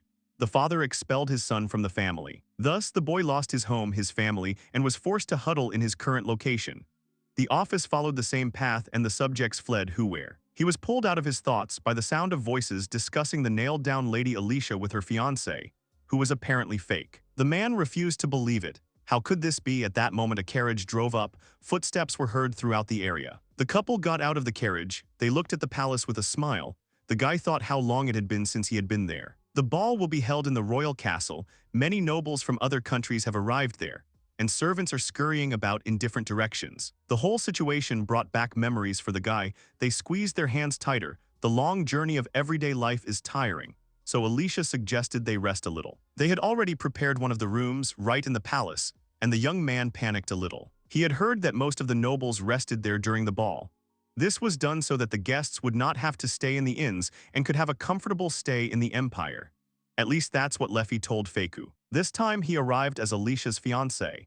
The guys were standing in the middle of a huge, luxuriously furnished room. The couple usually lived together, but despite the fact that they were not yet married, they were already formally considered husband and wife. Realizing this, both blushed with awkwardness. The girl cheerfully noted that the time had come when they began to live in the same room, but Fake began to get quite nervous, and only quickly agreed with her. He remembered the stern face of Mr. Gorel when he warned the young man not to do anything stupid, otherwise he could regret it. For this reason, the young man decided to sleep somewhere on the sofa. The bride, on the contrary, was glowing with happiness. She asked the groom if he was happy, but the guy was confused and asked her the same thing.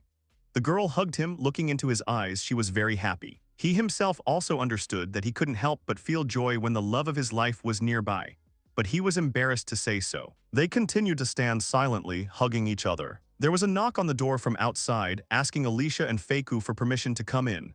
It was Leffy. The guy opened the door. The maid apologized for interrupting the rest. She introduced several young people who wanted to greet the couple. Fake quickly turned to Alicia. The girl gave her consent. He sheepishly asked if he should have gone with her, but the bride decided that the guy didn't want that. But the young man refuted her concerns.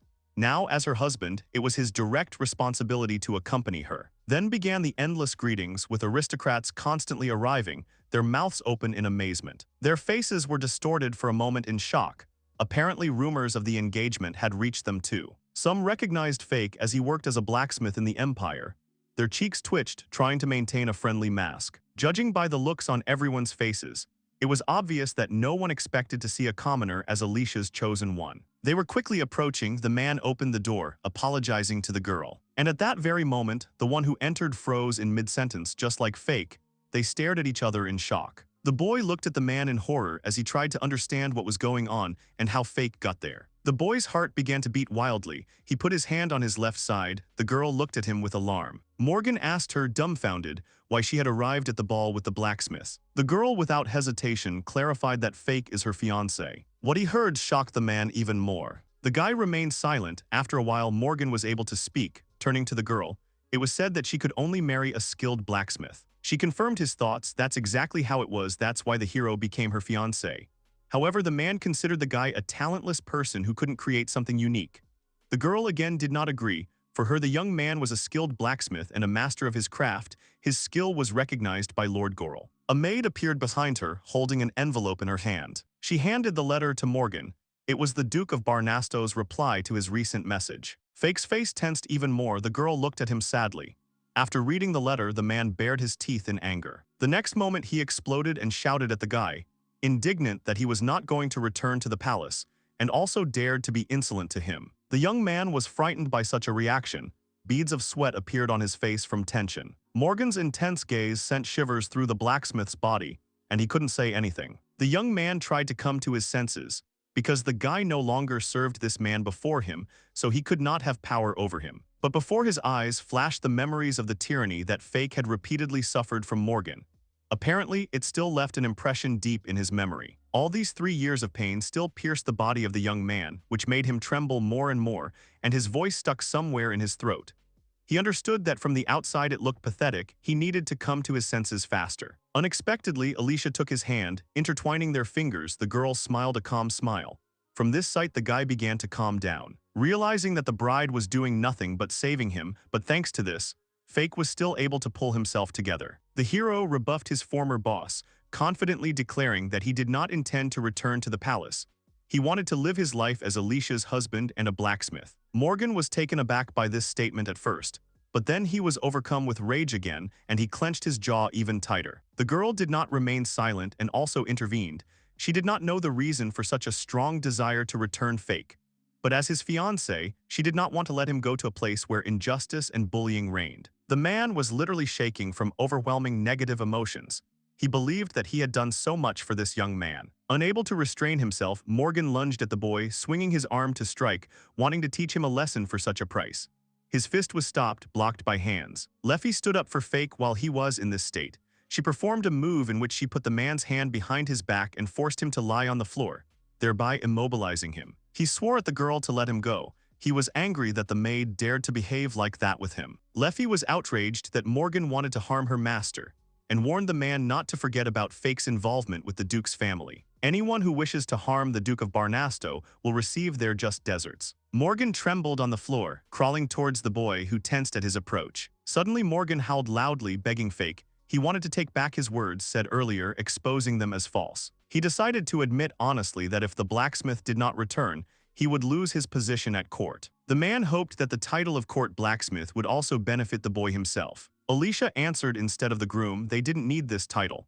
The guys had already discussed everything with her father, and he supported their decision. Morgan was in tears, but then he heard footsteps above him. Fake repeated once again that he would not return. He was also grateful for all their past years together. The former boss grabbed the young man's leg to keep him from leaving and continued to beg. He was even ready to fulfill any request, but the young man irritably asked to let him go. The man was grabbed by the arm. Leffy did not want him to touch the master with his hands. The girl threatened him that if he disobeyed Fake again, she would be forced to report his behavior. Morgan began to sob even harder and more sadly. Morgan left the room. Fake watched him silently, and his bride smiled. Finally, the guy was able to breathe a sigh of relief.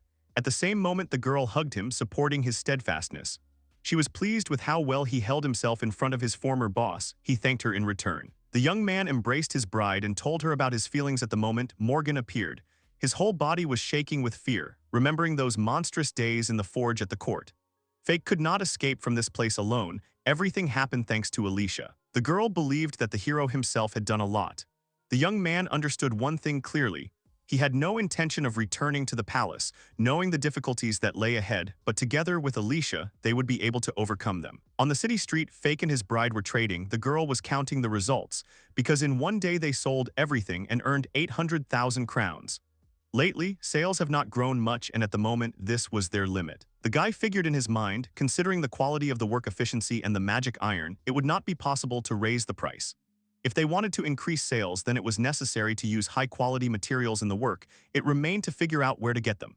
The guy wanted to turn to Rig for advice, but he doubted whether there was any point in doing so in the current situation. The current revenue was 830,000 crowns. The Duke also noticed that sales were not growing. The young man apologized for this, but he had no need to do so. The man opened the drawer and placed the sheets of paper with the articles on the table, asking Fake to look at them. After examining the contents, the boy asked what it was. His father explained that the building was originally built as a forge, and all the basic tools were already in place. Now the premises were up for sale, and so the Duke was interested in Fake's opinion on the matter. But the young man did not understand the hints. That's why Gorel directly offered him to open his own workshop. This could increase his recognition and also simplify sales.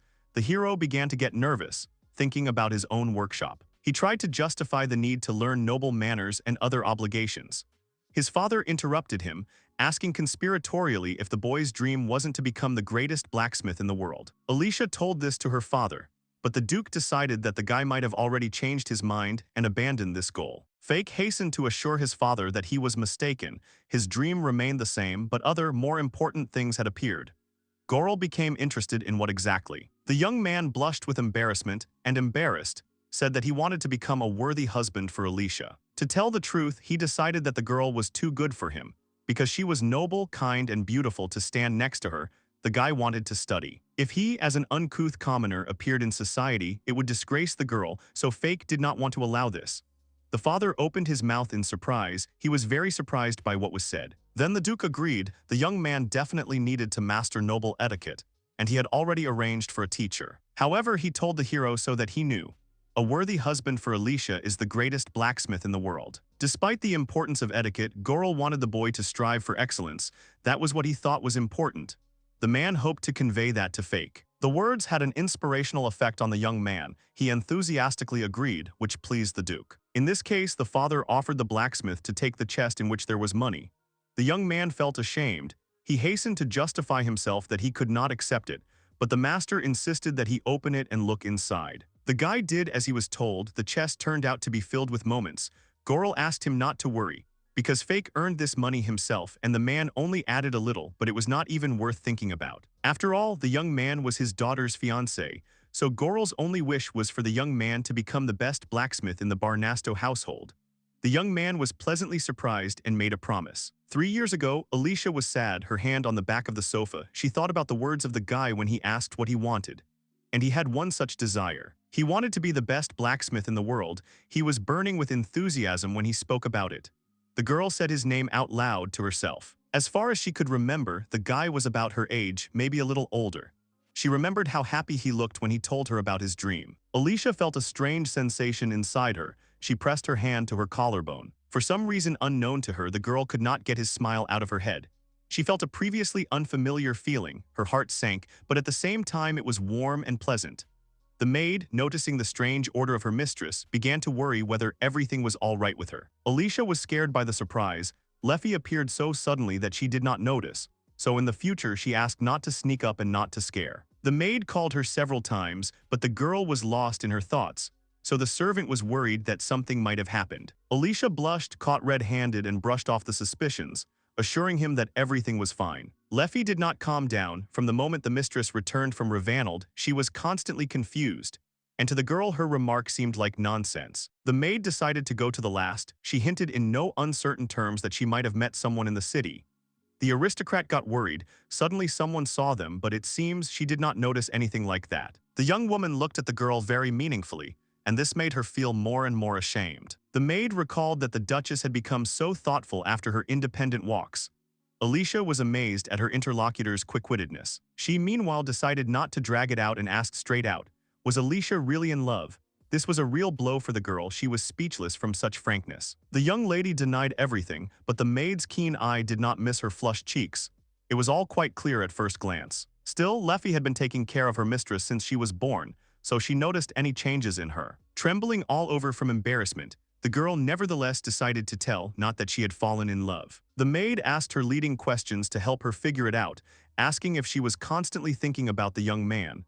Alicia herself did not know what she felt for him. In the end, the aristocrat agreed that she really did think about that guy all the time, but it was difficult to understand whether it was love or not, because she had never been hurt and had never felt anything like that. They met only once and talked a little. Could it have happened so suddenly? Leffy was delighted. Apparently it was love at first sight. The girl was surprised by such a formulation. Her face was still flushed.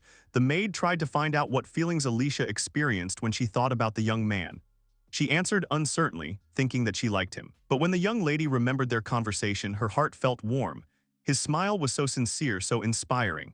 After her mother's death, all of Alicia's days became empty and gray. But when she met the young man, it was as if a piece of the world had been returned to her. Leffy felt sad from her story. However, Alicia believed that all this did not mean that she was in love. The maid supported the girl. No matter what, these wonderful feelings were very important. She was sincerely glad that such a person appeared in the lady's life. The servant also advised to give the feelings a chance if he was really dear to her. Perhaps this guy with a kick would be the one who would support her, walk next to her, and love her with all his heart. Alicia asked her interlocutor if she had ever fallen in love herself. The girl thought before answering. It turned out that Leffy had never experienced this before. She decided to tell the truth.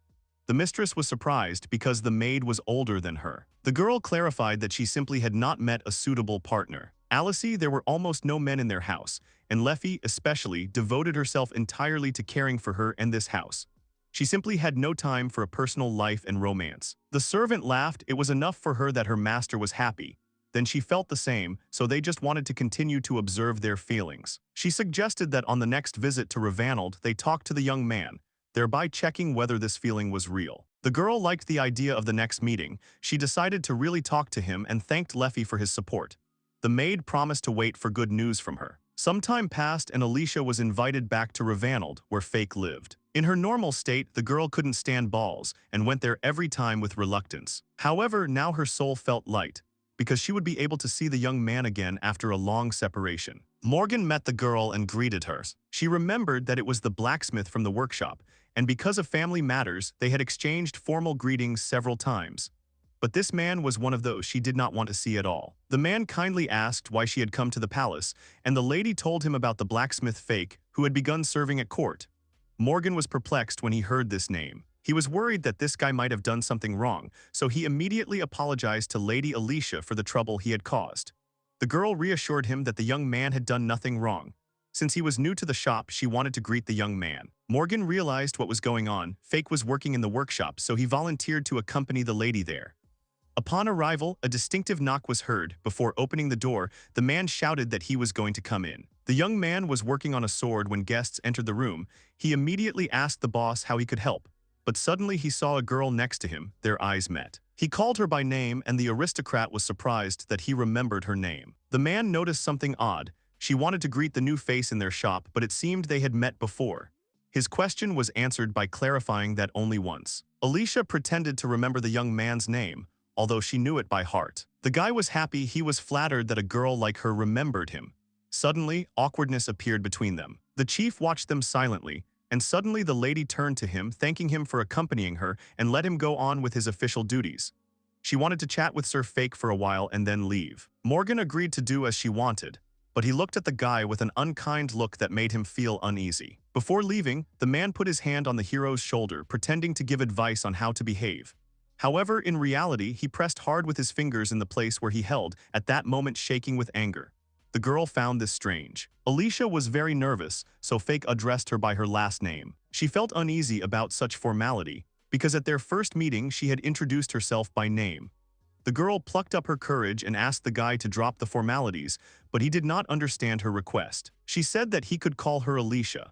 The young man was very surprised how he could call her by her name if he was not an aristocrat. The girl apologized. She didn't think that he might be embarrassed by this, and the young man thought that this was not the case. He was just an ordinary commoner. She confessed to him there weren't many people her age in the palace, so she would like to communicate with him from time to time. Maybe even become friends if the young man wouldn't mind. The girl herself was surprised by what she was saying. The young man did not know what to say. The girl was worried that he might refuse. However, Fake agreed, calling her by name. He was only glad of such an opportunity. Alicia was genuinely surprised by the sudden consent. She apologized in case her request seemed selfish, although there was nothing wrong with it.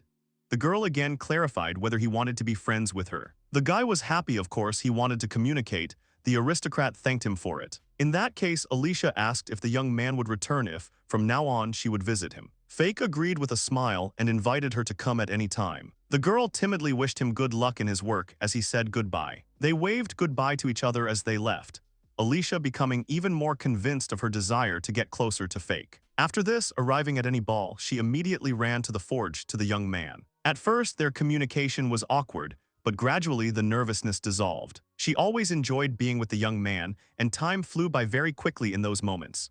The girl wanted their meetings to last forever, her feelings to grow stronger with each new conversation. Fake's voice, smile, character, way of thinking and their topics of conversation, as well as kindness and desire to become the best blacksmith in the world. All of this evoked feelings in her. Little by little, step by step, Alicia began to love him for everything that was only in him. But at one point during such meetings, the girl, as usual, looked into the workshop. The swords were lying on the floor, scattered, and the guy was sitting nearby with a dejected look. She greeted the young man, but the answer did not come immediately. The hero turned towards her. His clothes and face were all smeared. He asked if she had come to visit again and apologized for being so tired. Alicia knew something was wrong, and it had been going on for quite some time. She asked anxiously about his well-being. Perhaps something had happened in the workshop. The hero tried to distract her by saying that he had a lot of work to do, and he didn't even have time to change his uniform.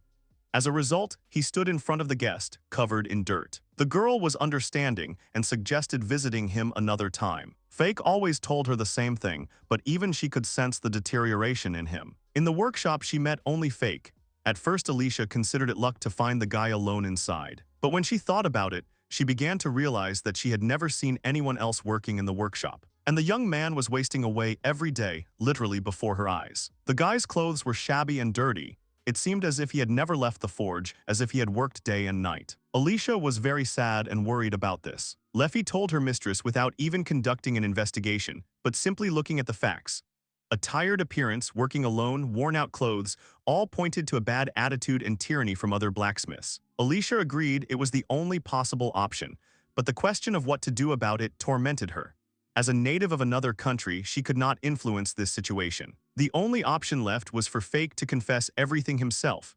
The girl thought about it, but the young man dreamed of becoming the best blacksmith in the world. If he tells the truth about being bullied at court, he will most likely be fired, and he will take several steps back from his dream. Fake was driven by a dream, so much so that he was willing to tolerate a successful attitude. Alicia despaired because the young man closed himself off and did not talk about what was gnawing at him. She was afraid of the thought that one day he would no longer be able to live like this. Suddenly, the maid suggested a wild idea, such as saving the young man. She suggested to the lady to ask Fake to become her fiancé.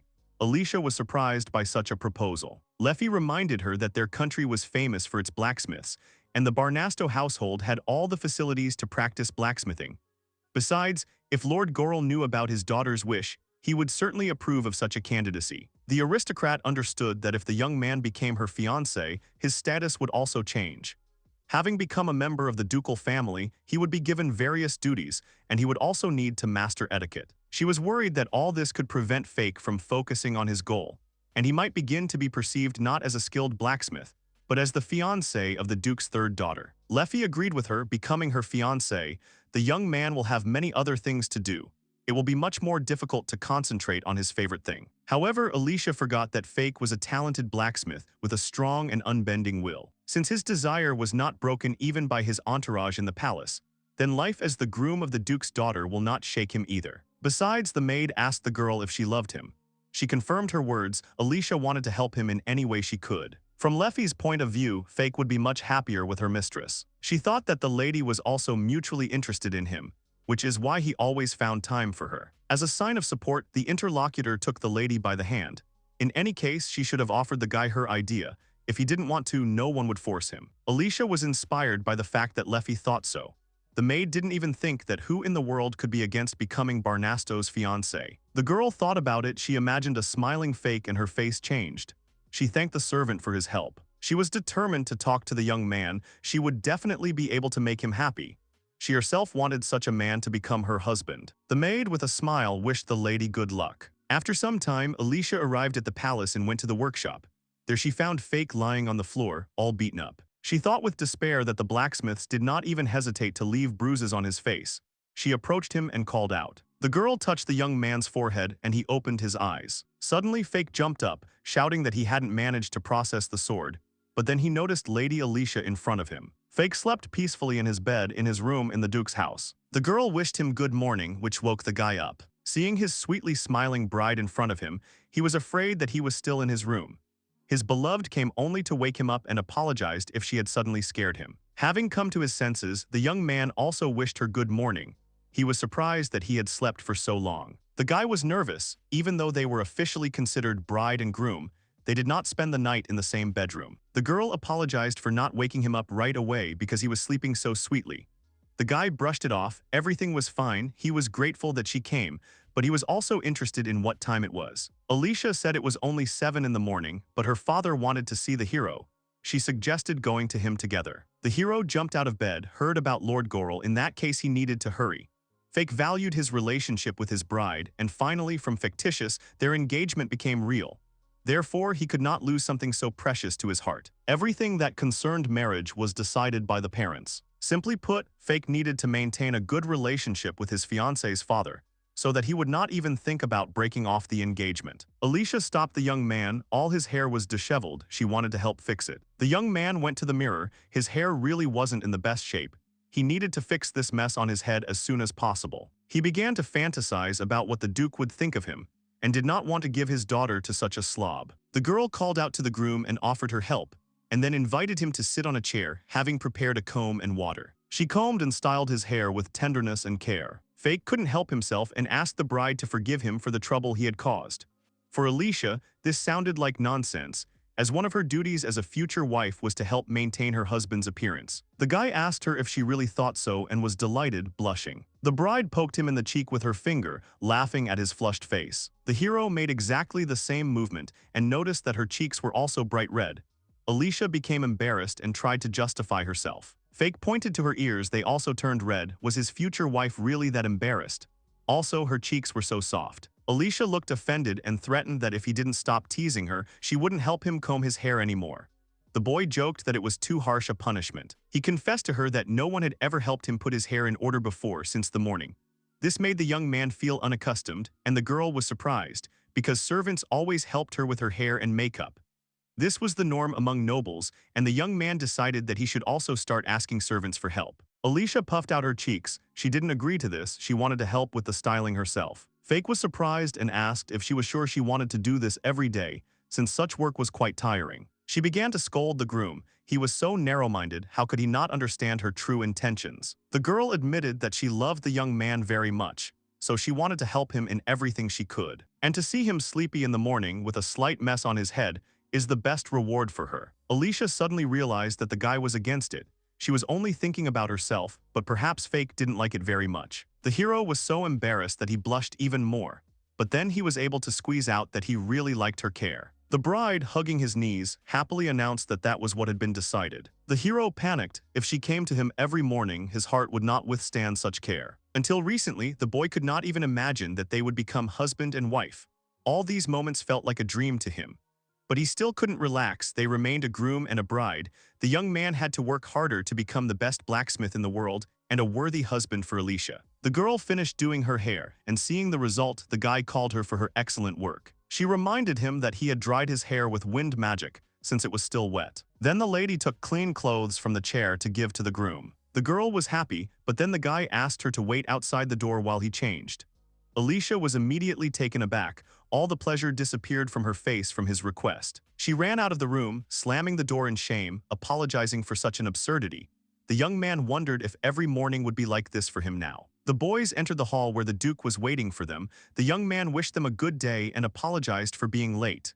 The father asked the reason for their delay. Leffy appeared from behind the door and treacherously told about their morning flirtation with each other. The couple looked in her direction in bewilderment, but the girl had already disappeared from sight. Gorel was surprised and apologized for making the guys come early in the morning, but suddenly it dawned on him. The Lord thought fearfully about another meaning of flirting. He looked fearfully at Fake, because the latter had promised him not to do stupid things.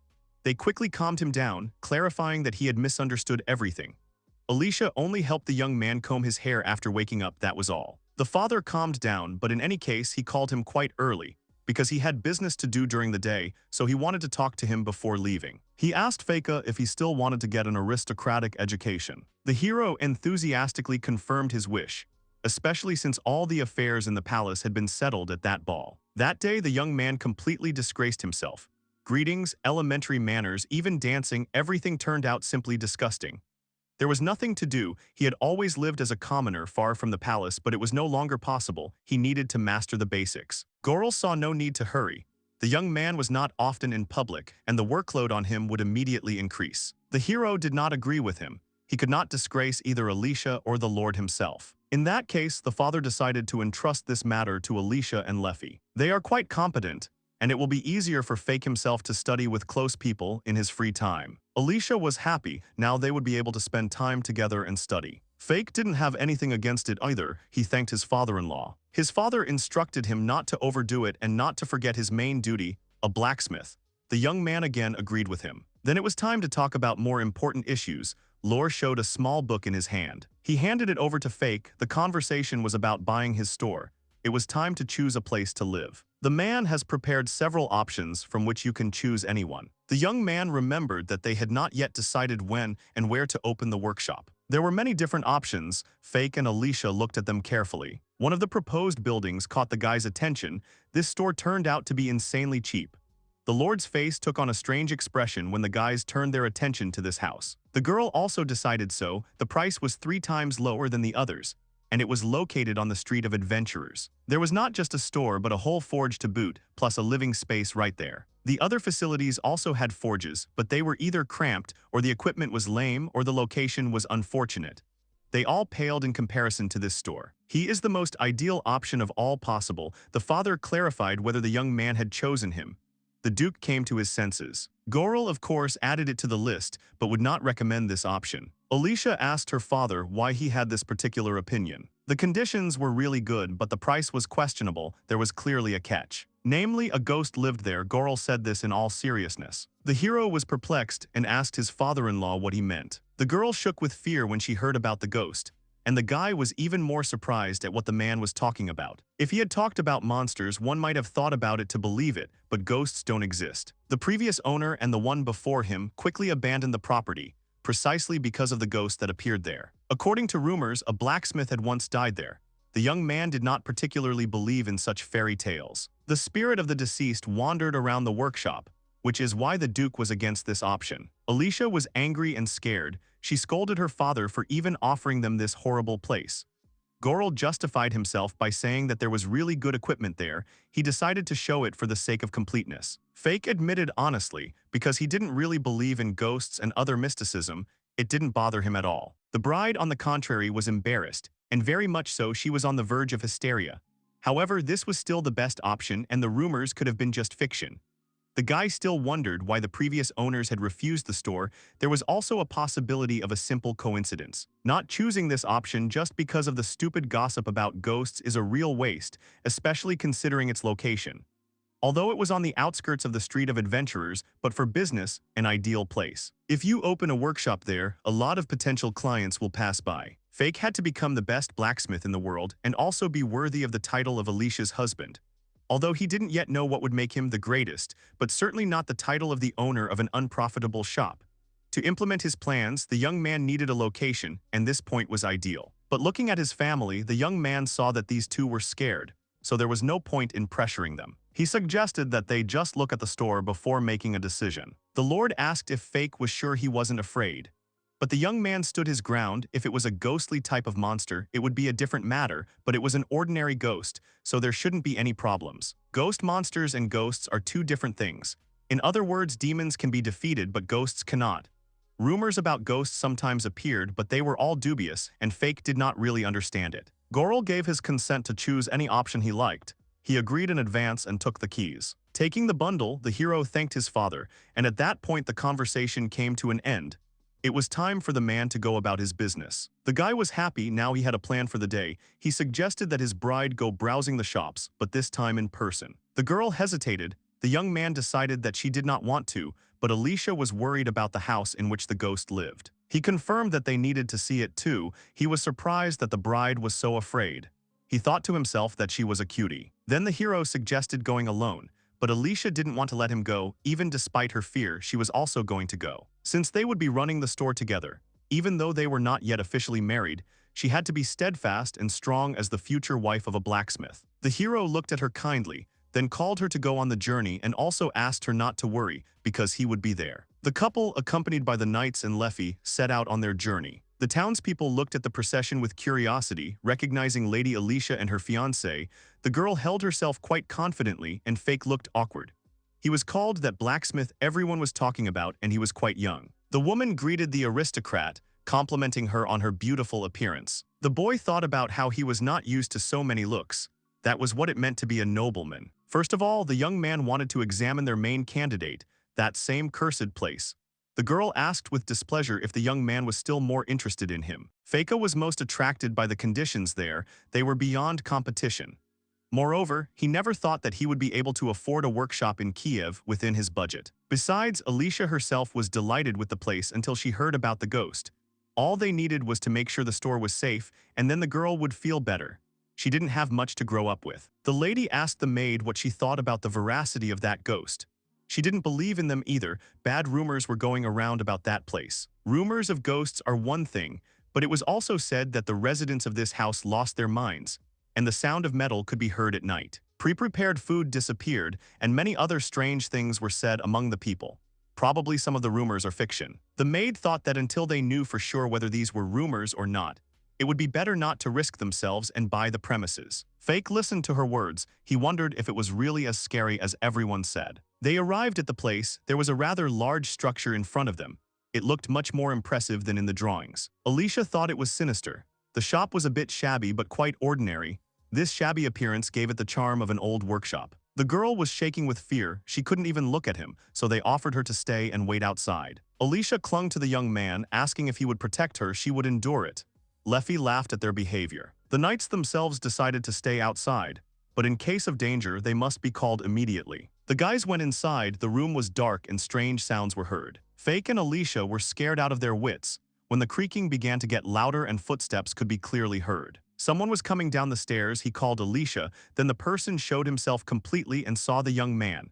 They also recognized him. It was Rig. An unexpected acquaintance was surprised that the one who wanted to buy the building turned out to be Fake. Now everything became clear to him. The name seemed familiar to him even then.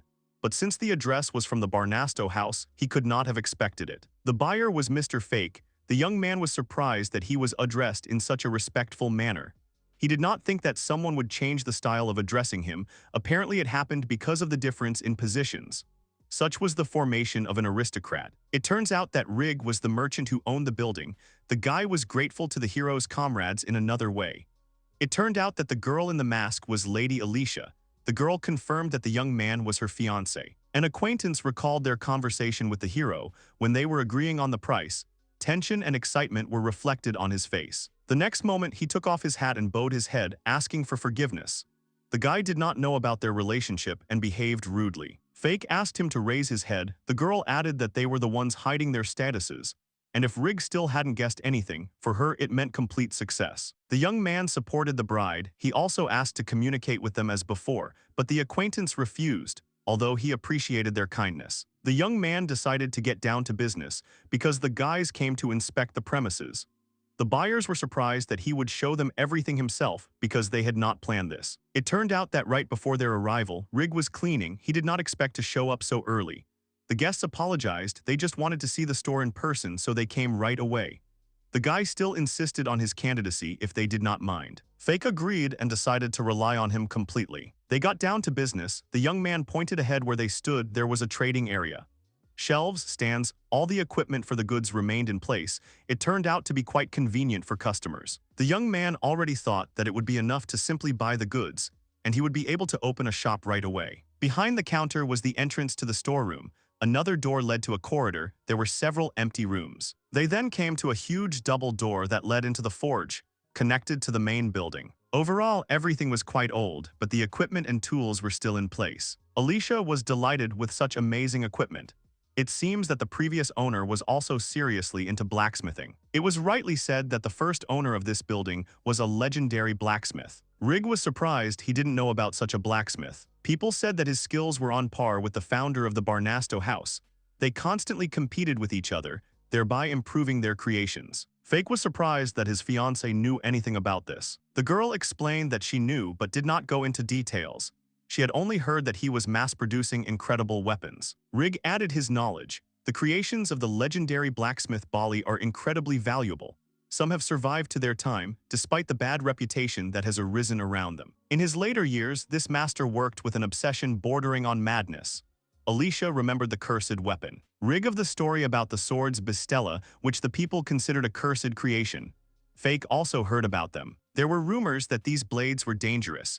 Weapons that had absorbed the resentment of their creator or owner and could warp the mind of the one who wielded them.